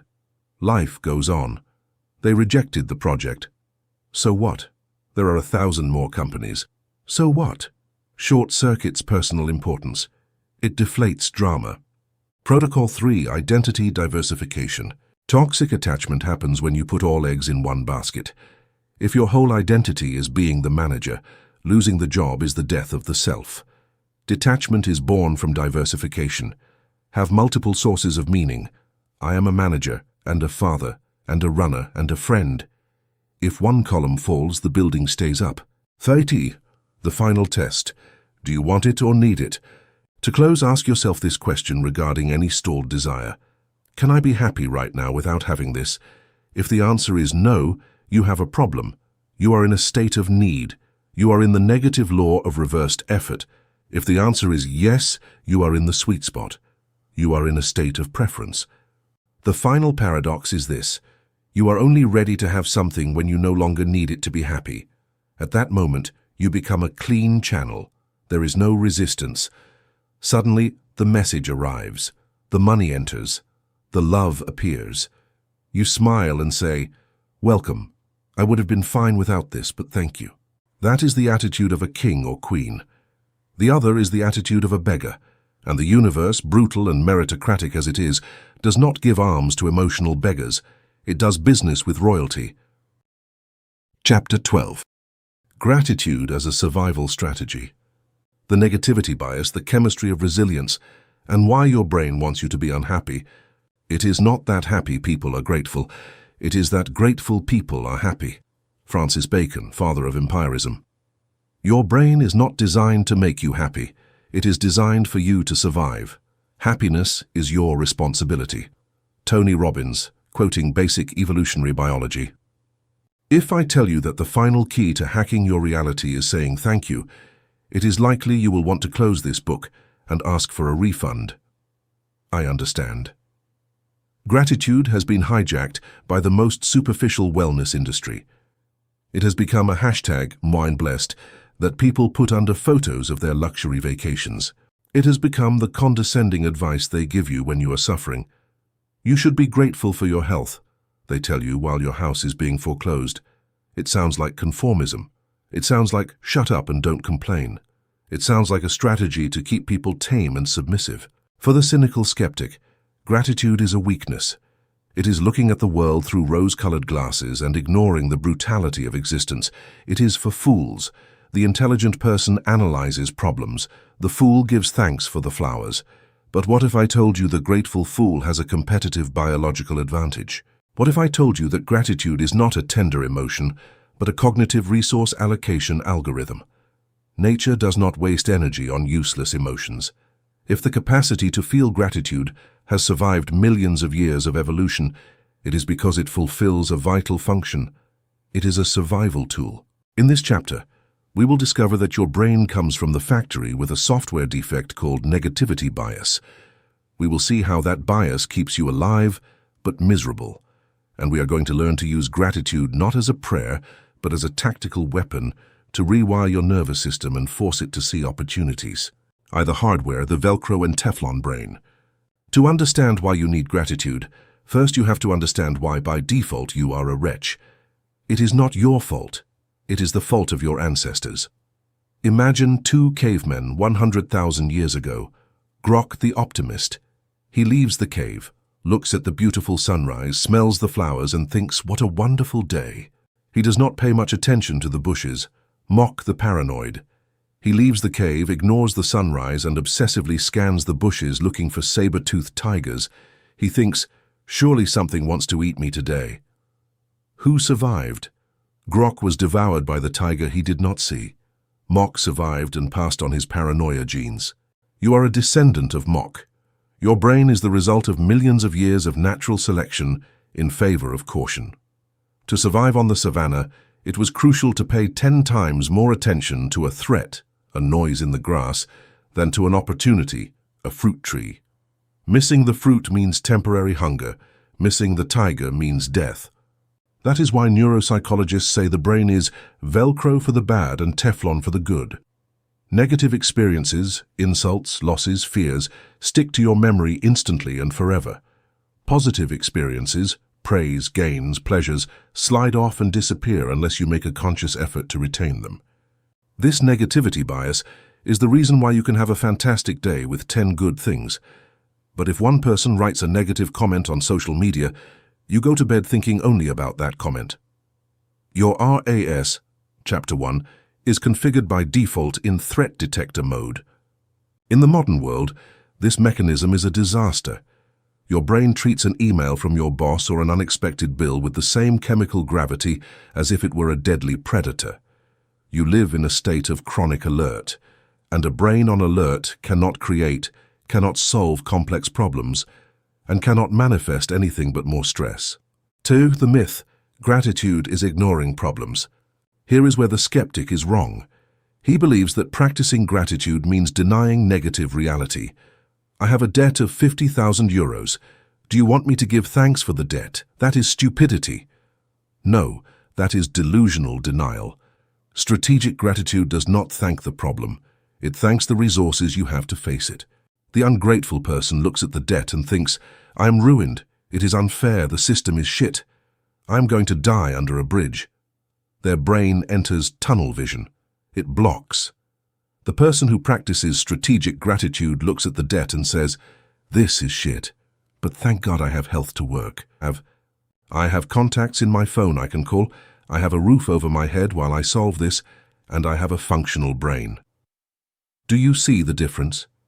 It does not deny the problem. What it does is perform an inventory of assets. Gratitude forces the brain to scan for tools, what is there, instead of scanning for lacks, what is missing. Thresh the data, the broaden and build theory. Psychologist Barbara Fredrickson developed the broaden and build theory, which explains the evolutionary function of positive emotions. Negative emotions, fear, anger, they have a narrowing function. When a tiger attacks you, you do not need creativity. You need laser focus on the threat. Your peripheral vision disappears. Positive emotions, gratitude, joy, interest, They have a broadening function. When you are safe and satisfied, your brain relaxes and opens the focus. You see more options. You are more creative. You connect disparate ideas. From a purely pragmatic point of view, if you are in a crisis, the worst you can do is panic. Panic reduces your fluid intelligence. You literally become stupider. You don't see the emergency exit even if it is right in front of you. If in the middle of the crisis you force a moment of gratitude, okay, I am alive, I have options, you broaden your cognitive bandwidth. Gratitude reduces cortisol and increases dopamine and serotonin, allowing you to think with lateral clarity. Therefore, gratitude is not something you do after the problem is solved, as a prize. It is something you do during the problem, as a tool, in order to be able to solve it. If the bridge, the skeptic's alchemy. The metaphysician says, gratitude raises your vibration and aligns you with abundance. The scientist says, gratitude rewires your reticular system to detect resources instead of threats, optimizing your problem-solving capacity. It is the same thing. If you spend the day giving thanks, you are training your RAS. If you spend the day complaining, you are training your RAS to search for shit. And as we saw in Chapter 1, what you focus on expands. Not because more money magically appears, but because you stop being blind to the opportunities to make money that were always there. The Tetris effect of gratitude. A Harvard study showed that if you play Tetris for hours, your brain starts seeing block patterns in the real world. If you practice aggressive gratitude for 21 days, you create a positive Tetris effect. Your brain starts scanning the world for things to be grateful for automatically. The strategy.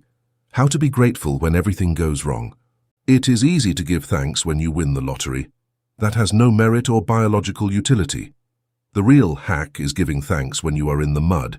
That is combat gratitude. Here is how to apply the protocol.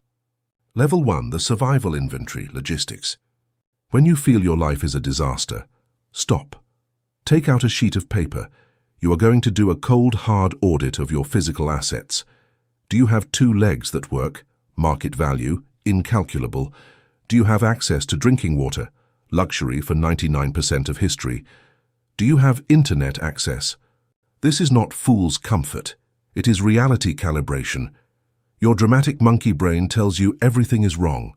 The list demonstrates empirically that 90% of your life works perfectly. Only 10% is failing. Upon seeing this, your nervous system regulates itself. You move from total catastrophe to manageable problem. Level 2. The still reframe stoicism. The Stoics practiced negative visualization. They imagined losing what they had to learn to value it. Are you fed up with your boring job? Imagine for a second you arrive tomorrow and are fired. No salary at the end of the month. No routine. Panic. Now, come back to the present. You have the job. Suddenly that boring job feels like a blessing of security. That gratitude changes your attitude. You arrive kinder, you work better. And paradoxically, that new attitude is what will lead you to get promoted or find something better. Complaint stagnates you. Gratitude for what you have while seeking more impels you. Level 3, thanking the enemy. Anti-fragility. This is the Jedi Master level. It is the supreme application of Amor Fati, Chapter 10. It consists of giving thanks for the obstacle. Thanks to this unbearable client, I am learning patience and diplomacy. Thanks to this painful breakup, I have learned to be alone and not depend on anyone for validation. This is pure alchemy. You transform lead, pain into gold, growth. When you are able to thank the blow, you become anti-fragile. Nothing can destroy you, because everything thrown at you is used as fuel. The universe stops having power over you. If it gives you good things, you celebrate. If bad, you strengthen. Fazi, the practice. 3-minute protocol for the RAS. You don't need a cheesy gratitude journal with flowers on the cover. You need a data log. Exercise 3 good things. This exercise has been validated in dozens of clinical studies to reduce depression more effectively than some drugs in the long term. Every night before sleeping, write 3 things that went well today. They don't have to be big, I won the lottery. They can be micros, the coffee was perfect. Skeptics key, write why they happened. Because I got up 5 minutes earlier. By doing this, you are forcing your brain to Scan the last 16 hours for successes, breaking the negativity bias. Recognize your own agency in those successes. Go to sleep with activated dopamine, improving sleep quality. If you do this for 21 days, you will have changed your perception filter permanently. Surfing the danger of toxic gratitude. A final warning for the intelligent skeptic. There is a toxic version of this, using gratitude to tolerate the intolerable. If your partner hits you, do not say, "Thank you, because at least he doesn't kill me." That is Stockholm Syndrome. If your boss exploits you, do not say, "Thank you, because at least I have a job." That is servitude. Strategic gratitude is a tool to empower you, not to sedate you. You thank the resources you have so you can change the situation, not to resign yourself to it. Gratitude gives you the energy to fight, not the excuse to give up. Conclusion: The Pragmatic Mystic. We have reached the end of the manual. If you have read this far without throwing the book out the window, congratulations. You have survived the dissection of your own beliefs. You began this journey suspecting that metaphysics was a fairy tale for people who did not want to face reality. And in a way you were right. The version of metaphysics sold at esoteric fairs is often an escape. But now you know that another version exists, a mechanical, biological, and quantum version. Now you know that what gurus call the law of attraction is, in reality, your reticular activating system filtering data.